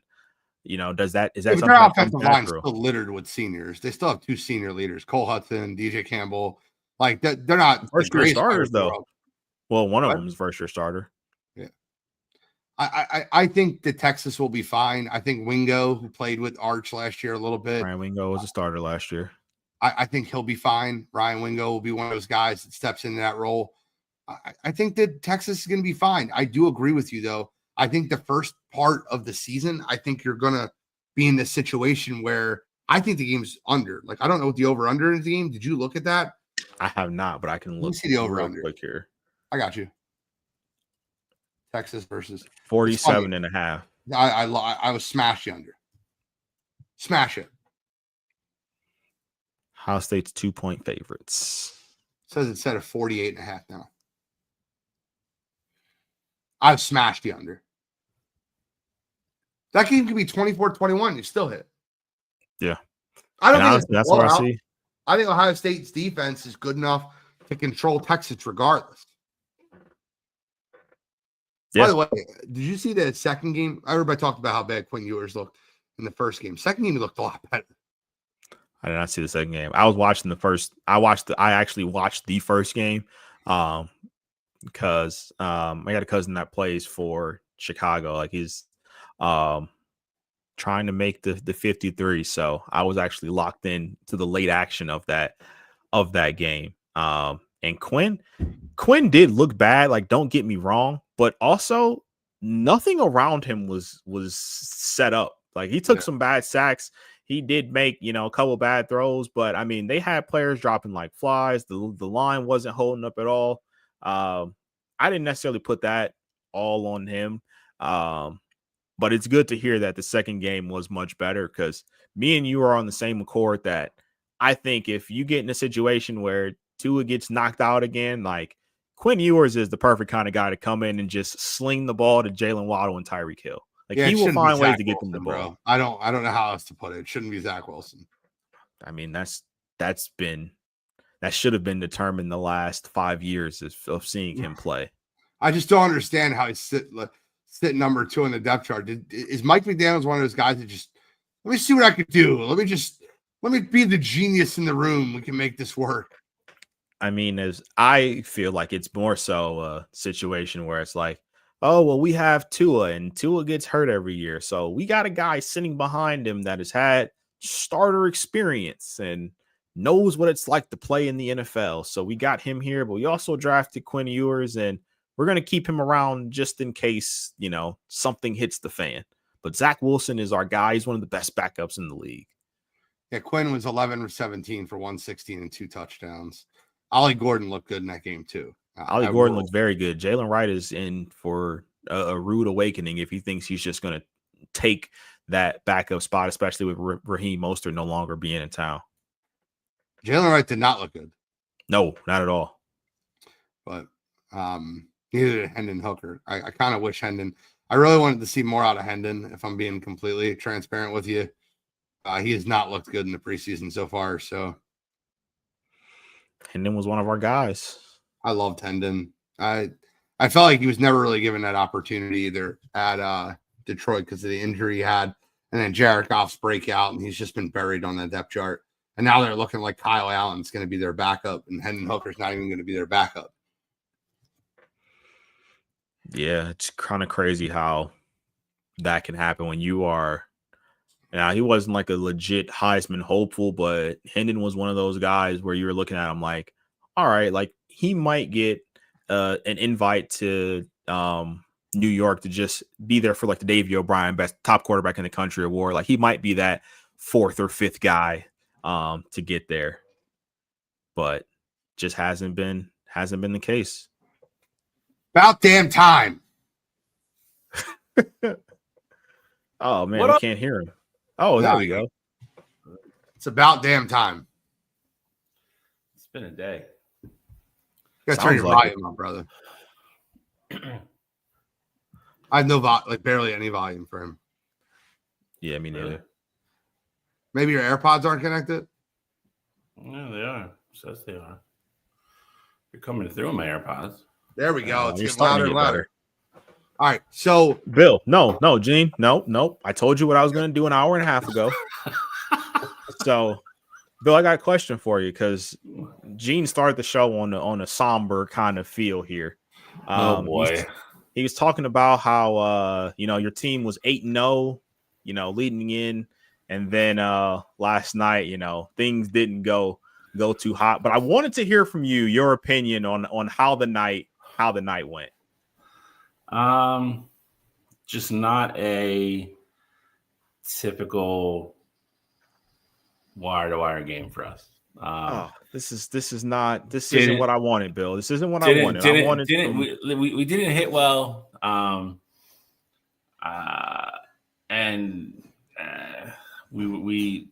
hallmark of our team is our defense. I think we have the best defensive team in the league, and we did not show that last night.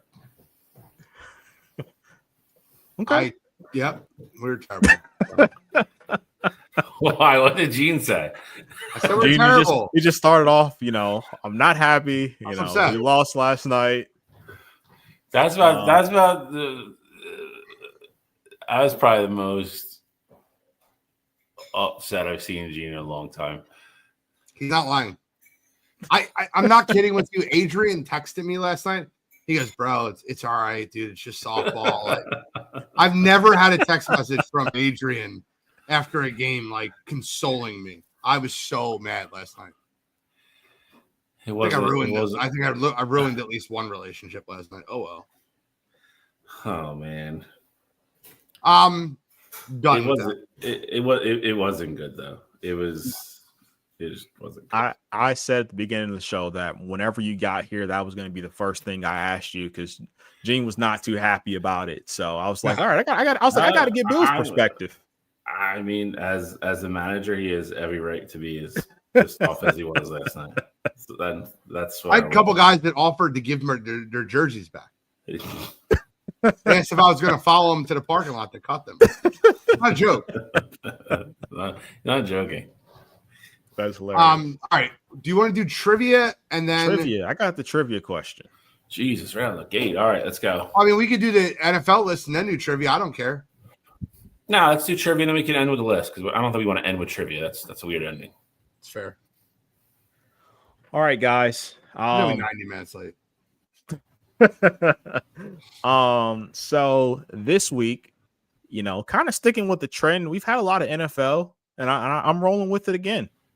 I want the last 10 leaders in receiving yards, like each season, like the league leader in receiving yards, okay, from 2024 through 2030.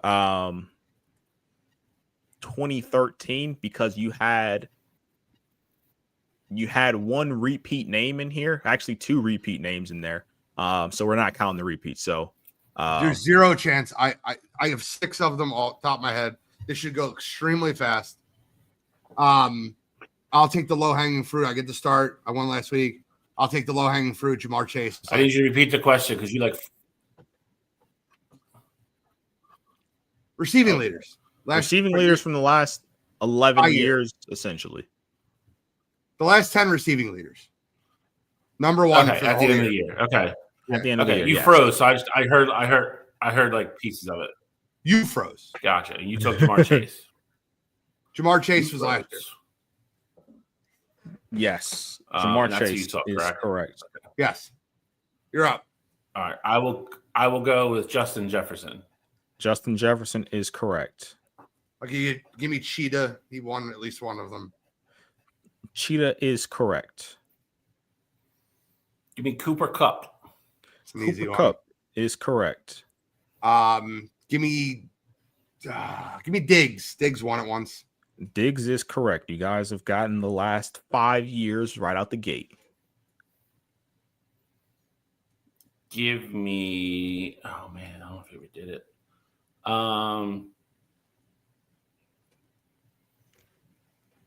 Give me Julio Jones. Julio Jones is correct.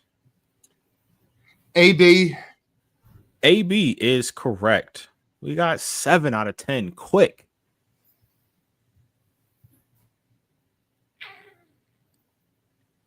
So that was back to. What year does it go back to? 2013. Okay.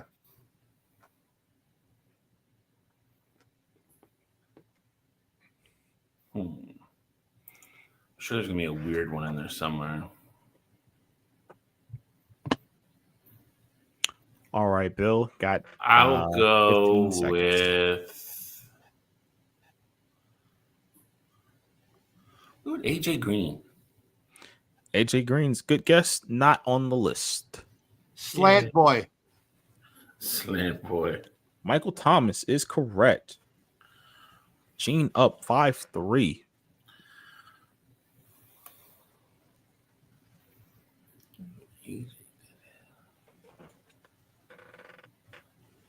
Oh my God. I would assume Nuke's done it at least once with DeAndre Hopkins.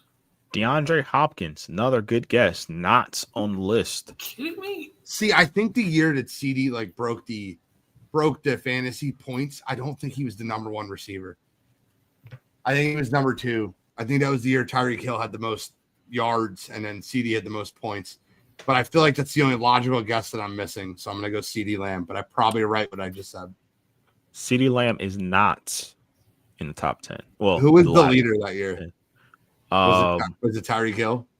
Tyreek Hill did back-to-back. He did it 3 years ago. It was 2022 or 2023. If it was 22, it was Jettis. The year after Cooper Kupp.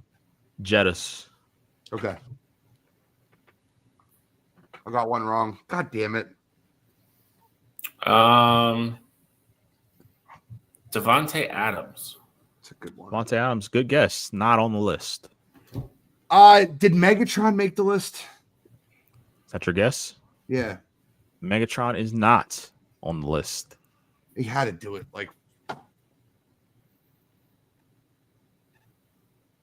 Who am I missing? I'm going through the years.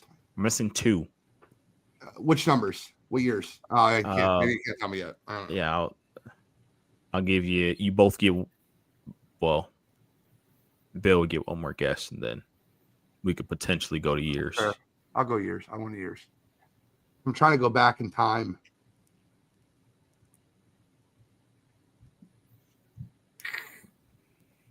Mike Evans.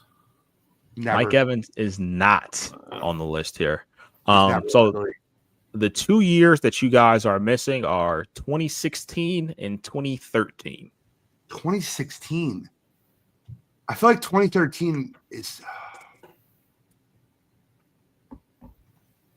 2016 and 2013? Yes. 2016 and 2013. 2016.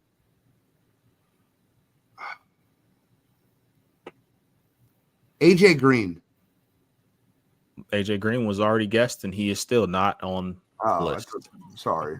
Do I get the guess again? He was already guessed. No, Yes. You can go again.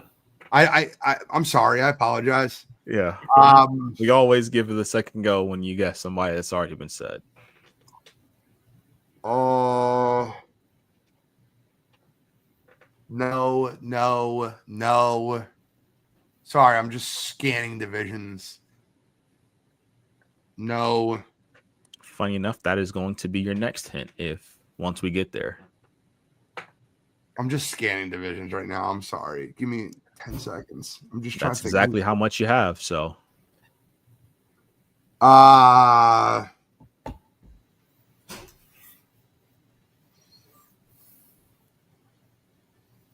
just throw a name out there because I'm running out of time. Give me Angry Doug Baldwin. He had a very good season. Doug Baldwin is not on the list. Okay. I know he had one huge year. I don't know if he led the league. He would have been around back then.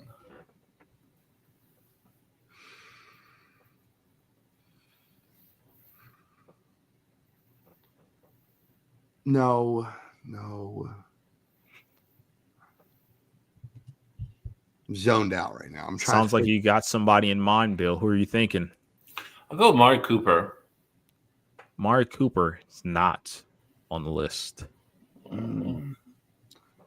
One more guess each, guys, and then I'll give you the next hint.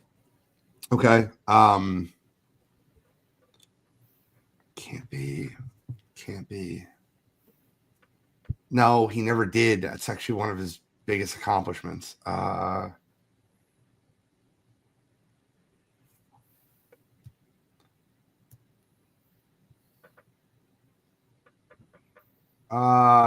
Is it just receivers? Yes. Okay, so tight ends can't. Well, I don't think tight ends. It's funny because I was kind of starting to go down that path. I'm just flying through teams, and I got to the AFC West, and I'm like, Travis Kelce, baby. Exactly. That's the division I was in. Remember, I said 2016 and 2013, though.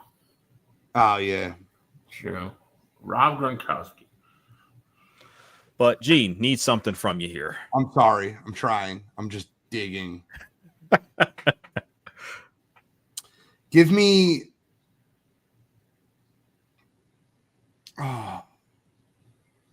Need an answer. Chris Godwin. Chris Godwin is not. I know it wasn't. Here. I just... Need something. Throw out something. I get it. That's the division I was in at the time.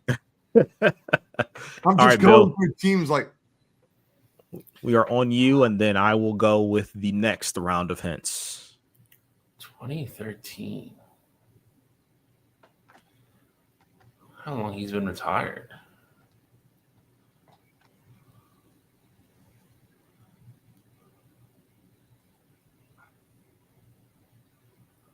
I'll go with Moss. Randy Moss is not on the list. I think I have one. Can I get the division? All right. So they're gonna late. Yes. So 2016's division is the AFC South. 2013's division is the AFC North. Oh my God, that's not my guess then. AFC North, AFC South. I was in this. I already went through the North. Oh, I know one of them. I know the easy one. There's an easy one? I think one's easy. I think in 2016 one's easy. I could be wrong, so don't. I could say name and Kuchel's going to say no. So, did you say the years for them?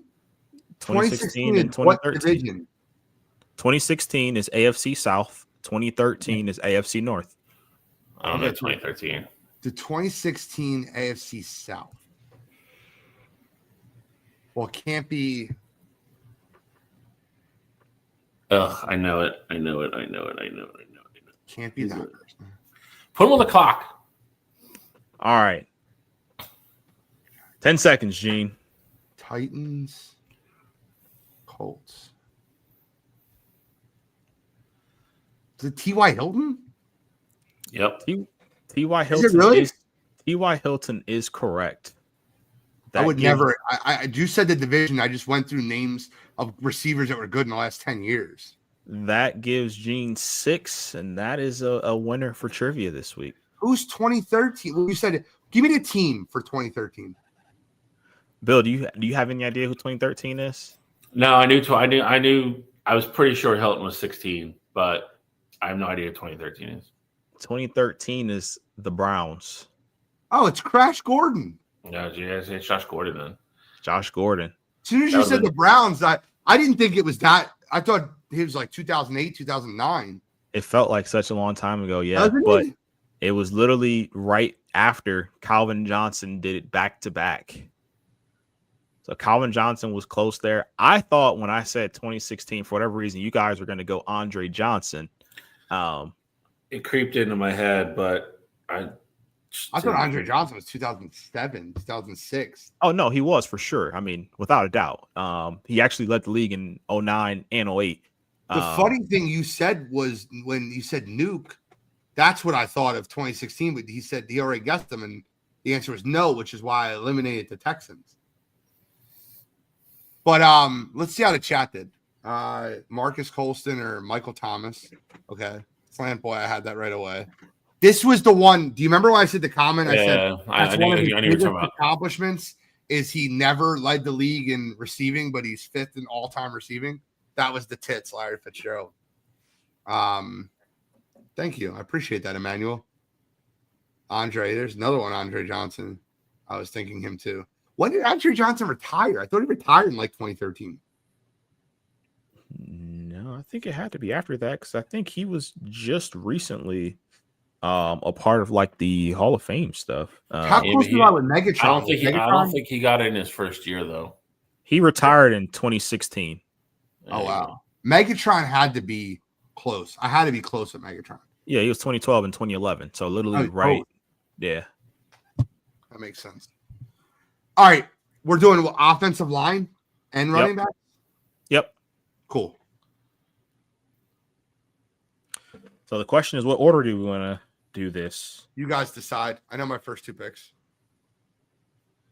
Probably should do lineman first and finish with running back. Oh, do lineman first. Yeah. He's talking about the order in which we go. Who's 1, who's 2, who's 3? Any volunteers? I think I went first in the last one last week. I think I'm first for lineman. I think I'm first for lineman, and Gene will be first for running back. Okay. Yeah. All right. So I'm third on this one, and then I'll be second next one. I know what I'm doing. All right, Bill. I will start. I'm not going to go number 1. I'm going to go. Where do I want to go? This is a projections list, right? Absolutely. Yep. Perfect. Just I'm making sure we know that. I know where Gene's going then. Yep.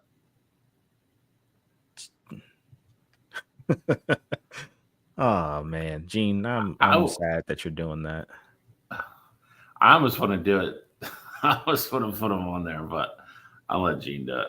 I'm gonna go number 2. I'll go Penei Sewell from the Lions.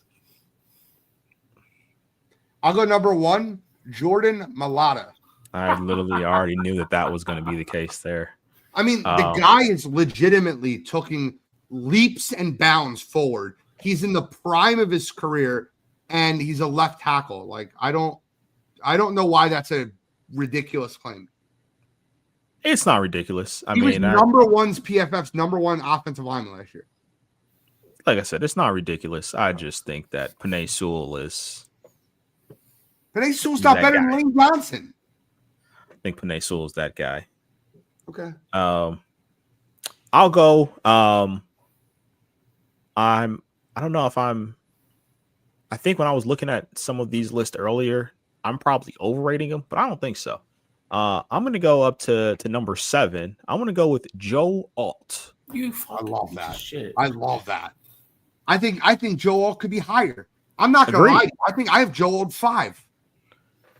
I was literally going to do him. Alt delete. And they're gonna move him left tackle. They already did. Yeah, yes, I mean. And then Rashawn Slater got hurt. Yep. Because Rashawn Slater would be on my list too.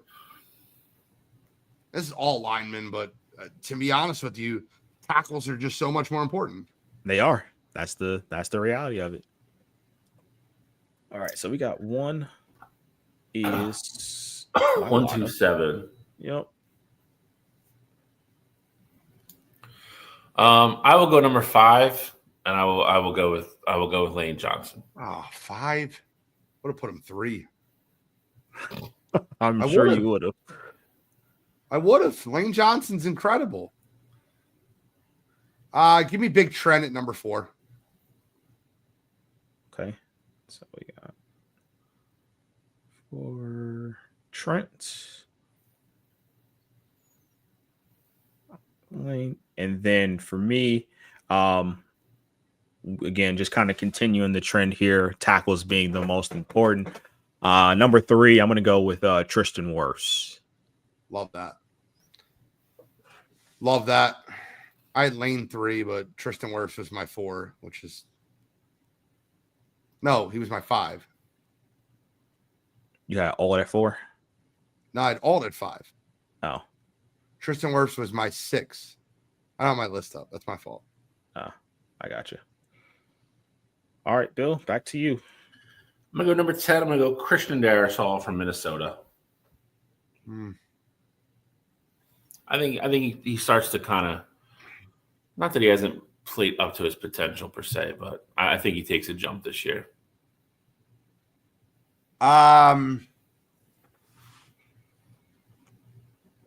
Give me number 9 then. Give me Tyler Lindenbaum.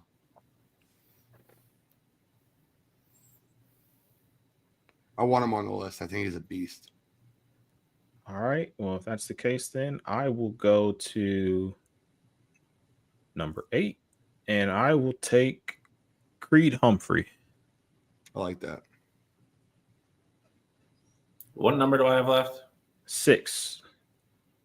A lot of pressure here, Bill. Round out our list. It's kind of high for him, but I think he's going to be on the list.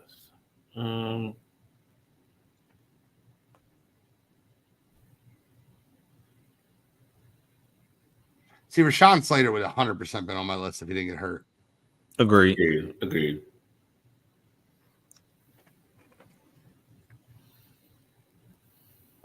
We got basically my entire list here. I only got one name different than what we have. The only other name on my list, and I had him 10, and I'm fine if he's 6 or 7, wherever we're at.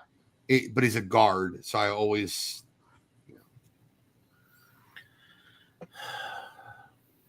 Where are we going, Bill? I think I'm going to put another guard on the list, but I'm down to which 2 I want to. What are the 2 I want to do? One from the Broncos, one from the Eagles. One of those is correct. They're both. You're debating between one of those, but not the other. I feel like I know who he's debating on. I think he resides in the Windy City. Oh, he's too old. And he got beaten like he stole something in the Super Bowl. Out of position, yeah. You're right. He did. He's old. You're not going to sell me that he's better than Landon Dickerson right now in life. No, I don't want to be a homer, but I think that's where I'm going. Taking Landon at 6? Yeah.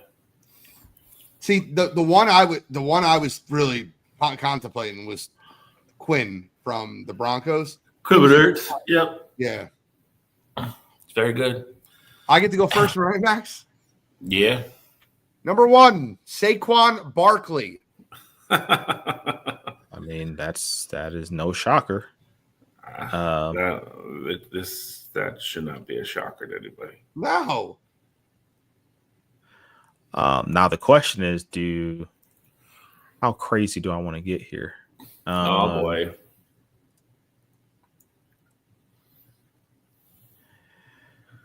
I'm not going to get too crazy yet. I'm going to go Ashton Genty at 8. Oh God, you're trying not getting crazy. And you put Ashton Genty in the top 10. He hasn't played a game yet. That's why it's a projection show. If the Raiders are going to do anything, they're going to have to run the damn ball. Bert. That's crazy. It is a projection show, though, so I do have to keep my mouth shut. Where'd you put him? 8? 8. Jesus. I'll put James Cook at number 7. I love that. I literally was right there. I'm not kidding. Give me Knuckles. All right, give me Sonic at number 2. Jahmyr Gibbs, if you don't know who Sonic is. I mean, I got it, but I guess I got to put Derrick Henry at 3 before we get off the rails here. We're not off the rails with Jahmyr Gibbs, who was incredible the last 5 games of the year last year. I get it, and he also is still sharing a backfield. He also catches the ball. And he's still sharing the backfield. He got crazy numbers after David Montgomery got hurt. Let's not forget that. It's fair. Number 4 for me. I'll go Bijan. Okay. What do we got left, Cottrell? 5, 6, 9, 10. All right, then I'll go number 6 and I'll go Jonathan Taylor. I like that. I like that a lot. All right, now the question is, where do I want to go? You said 6, right? Yep. You have 6, 9, 10 left. I left 5 open. Oh, 5. Ooh, you left 5 open on purpose. I did. How far does he drop? For me, I'll take the 5 spot, and I don't care how you guys feel about it. I'll take Devon Achane, number 5. Wow. I left it open for Josh Jacobs, not for him. Nope. Taking Achane. I have Achane number 10. So what's left? Now we got 6, 7, 8, 9, 10. You got to put Josh Jacobs on there. I think there's 2 guys that have to go on there. No, there's not. There's not.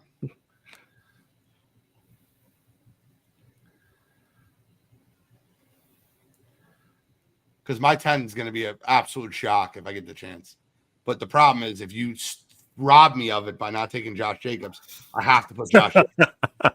So don't rob me of my life. I feel like I know who you want to take. No, you don't. I think the other guy's going to stay healthy, and if he does, there's no way he's not in the top 10. Boo. You guys say that, but then, like, everybody said that for the last 3 years, and two of the 3 years he was healthy, and he put up stupid numbers. Yeah, but he was coming off different injuries. Here we go. It's always something. Well, let Gene shock the world. I'll put Josh Jacobs in 9, which is repulsive in its own right. Who do you think? Let me ask you a question real quick. Who do you think I'm putting at 10, Cottrell? Bucky Irving. Nope. I love Bucky. Not putting him at 10. Any other guesses? Will Shipley. Nope. The only other one that I could see, but I don't think you're doing it, will be Kyron. Nope. I love the way this offense is going to be structured this year. Everyone forgets how much they built up their offensive line last year. Just because they sucked last year does not mean they're not a good team. Give me Breece Lightning. I'll take Breece Hall, number 10. Oh, him and Justin Fields running the RPO. I think he's going to have lane after lane after lane. I'll take Breece Hall 10. I am saying this now, and he is number 1 on my fade list for fantasy football. Number 1 running back on my fade list. I don't know if I'll have him. My biggest issue with him is that I don't know if he's going to be a Jet long enough to have success on the team. Like, you got Aaron Glenn didn't bring him in. He's coming up on contract years. Like, I almost put on there. Who? Omari and Hampton. Marion Hampton would make a ton of sense. I love Marion Hampton. Same. So we're done our list. We're done our trivia. We're not missing anything else, right? No, that's it. That's everything. Just kidding. You got to be kidding me then. So this week, who did I have this week? Let me go back to my notes here. Look at my man, prepped. He's ready.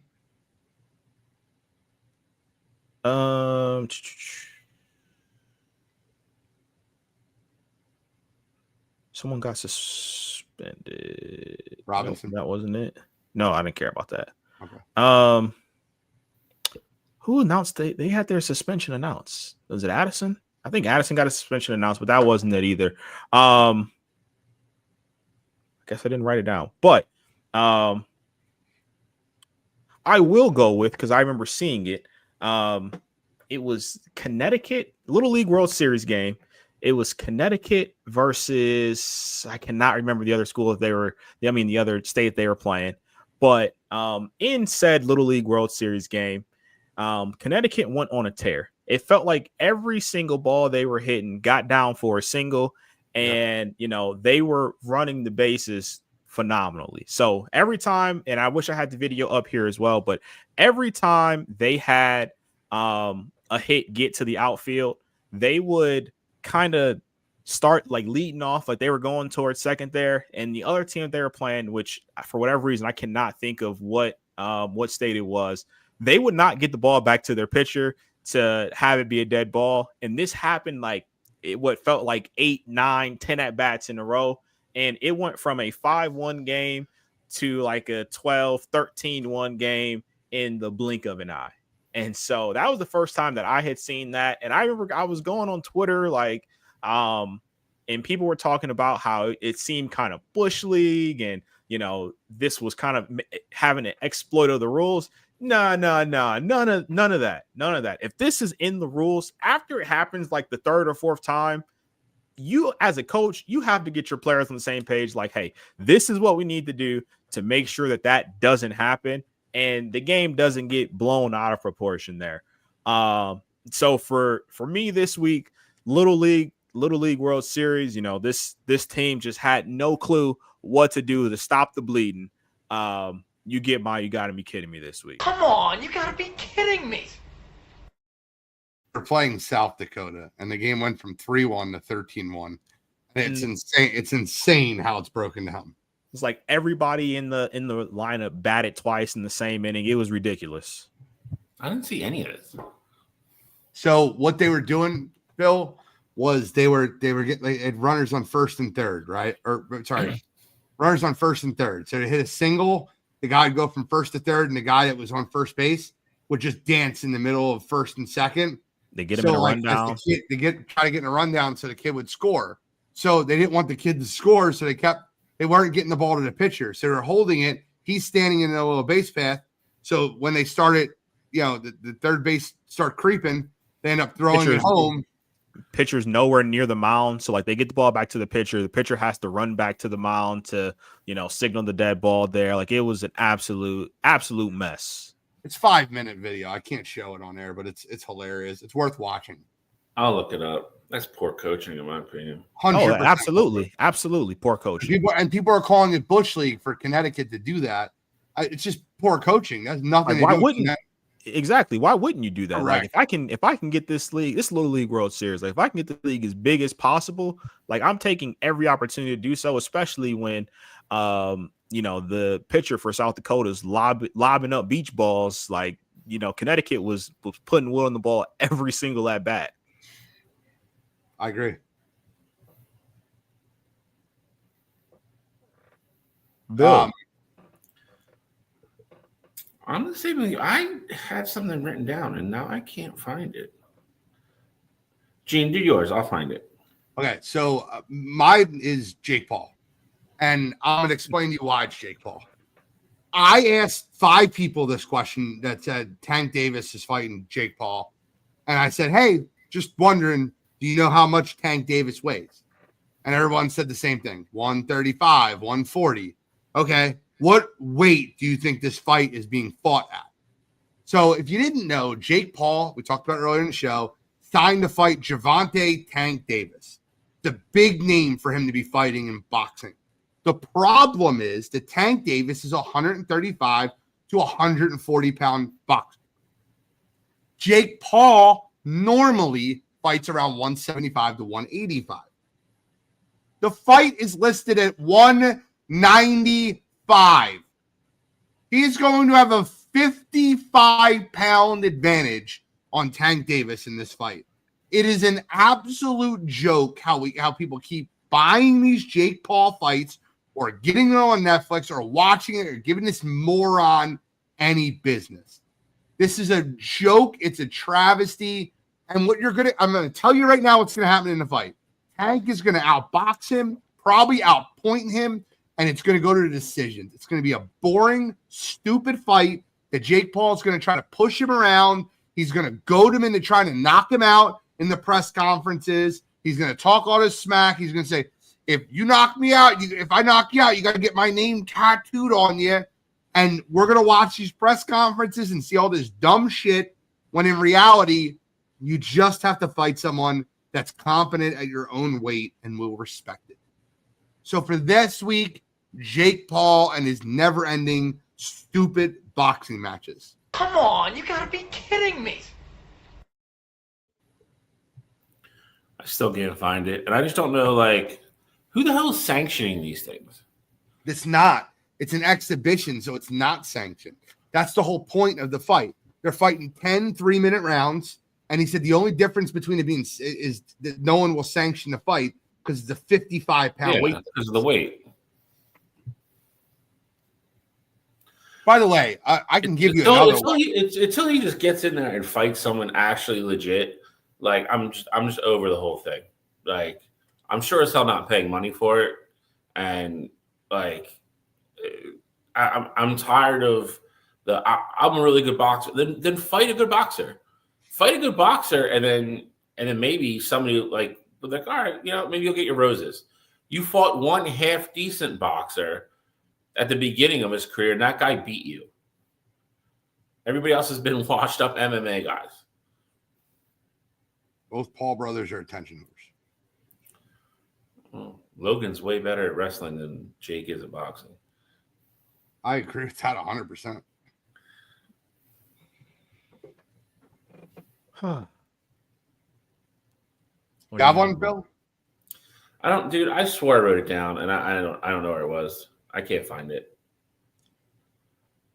All right, well, that's what we have to today then. What was your other one? Well, not other one. The Jeffrey Simmons Cam Ward fight was hilarious, and yeah. I want to give Cam Ward all the credit in the world. But what happened was, did you guys read the story? I didn't see what actually happened because I saw the headline. Every single day, every day. I mean, joint practices, their regular team practices. Jeffrey Simmons and Cam Ward are a part of some fight, so I didn't even read the latest one that happened. So Cam Ward fought Jeffrey Simmons, like not really fought, but Cam threw a dot of a touchdown to Calvin Ridley in practice, and he started talking shit to Jeffrey Simmons. And not the guy to talk shit to on the Titans. So they got in a fight. But I'm not gonna lie to you. I love that. I love that he wants to go after the big dog in the yard. I think that's great.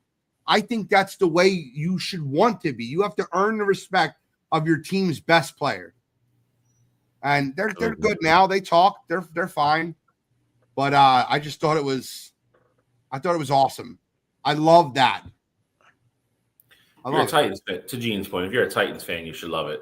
That's his mentality and that's his attitude, and he's not scared. Because he's going to need it this year. I love that they're competing in practice. I love that Ward's competing in practice. He's doing everything that he said he was going to do. I still think he plays too slow. I'll see how that plays out on the next level, but I think he plays too slow. Like the way he plays, not necessarily. He's obviously fast. Talking about the way he processes. He's very laid back, though. Correct. I think that is his. But I'm curious, though. I mean, it might work for some people. Like, be curious to see. Can you 'Cause, give me I an think he NFL has- comp to what that would be looking like? I've been trying to think about that, like a laid back quarterback that did it well for I years. don't know. I don't. It's funny because I don't know what the comp looks like at the quarterback side of things, but like visually, it reminds me so much of, if you remember like Le'Veon Bell's running style. Bro, I literally had that in my head. I hate Like, that you just said that. That is so Taste. much of like what it reminds me of. He's like, all right, like I'm not doing anything too fast. I'm making sure I do the right thing here, and then once I got it, like I'm going, like I got it. But like that's literally what it reminds me of. And like we saw Le'Veon Bell was an all-pro at it. Obviously different positions, but you don't really see running backs take their time in the hole and wait for stuff to develop or just stand there and just tapping their feet like that. But it worked for him. And I think with Cam, like this works for him. And until he gets a lot of pressure on him, or teams start collapsing the pocket on him, like I don't see why it can't work. Because I also think he gets so deep in his drop. Most traditional quarterbacks take like a 5-step drop or, a 3-step drop, depending on what your route concepts are and things like that. Cam is really confident and really comfortable taking an 8-step drop. So it does take longer for defensive linemen ultimately to get back to him. So, I mean, I think he's found something that works for him. The problem is when you take 7 and 8-step drops, those edges have a wider angle to get after the quarterback. For sure. There's a lot of pressure on your tackles. You have Micah Parsons and you have TJ Watt and you have Myles Garrett and you have even some of these speed rushers like Nolan Smith. Those guys are going to get you a lot faster than they did at the college level. It does for sure, but it also gives you a ton of room to step up in the pocket, though, if the front of the pocket is clean. So, I mean, it would give your tackle, yes, they can get blown by, but it's also creating a little pocket for them to run the defender on through, too, if you can step up and make your decision in that window that you have. Did you guys talk about the Bills' proposed trade for Micah? No. I don't believe any Micah trade until I actually see a trade. Same. I don't think they're trading him. I don't either. I think Jerry's too much of a jerk off to trade him anyway. Agreed. What's the proposed trade, though? I think it was like 2 1s and a 3, I think. I would sign up. If somebody offered me 2 1s from Micah Parsons, I wouldn't even let them get 3 out of their mouth. I saw the Packers. I saw it was a Packers proposed trade that was something along the lines of that as well. It's like 2 firsts and a 5th or something like that. Yeah, we see all these proposed trades, but no one's offering two firsts for a guy they're gonna have to overpay. Yeah, I mean, you got to pay him. I mean, if you're getting 2 1s from Buffalo, I mean, they're probably not going to be great picks either. So every first round pick's a great pick in the NFL. This isn't the NBA. All right, that's all we got. Let's wrap it up. Thank you guys for tuning in this week. Wire to Wire. Anybody have a final comment, final thought, final statement? Shalley's just warming up. It's the problem. I got nothing. Bill, anything to get up your chest today? No. I'm gonna let I don't want to get Gene all fired up again. You will get me fired up if you bring up that toilet bowl last night. You already did. You just fired me up by saying it. Thank you guys for tuning in this week's Wire to Wire Sports Podcast. Happy birthday to Derek Dempsey, one of our best listeners. So, Derek Dempsey, appreciate it. Thank you guys for tuning in this week's Wire to Wire Sports Podcast. I'm the NFL genius, Gene Walzak. That's Kent State's own, Cleveland's own, College Cottrell, Uncle Shalley, Scholastic Shalley, Mr. William Shawcross. And we are signing out.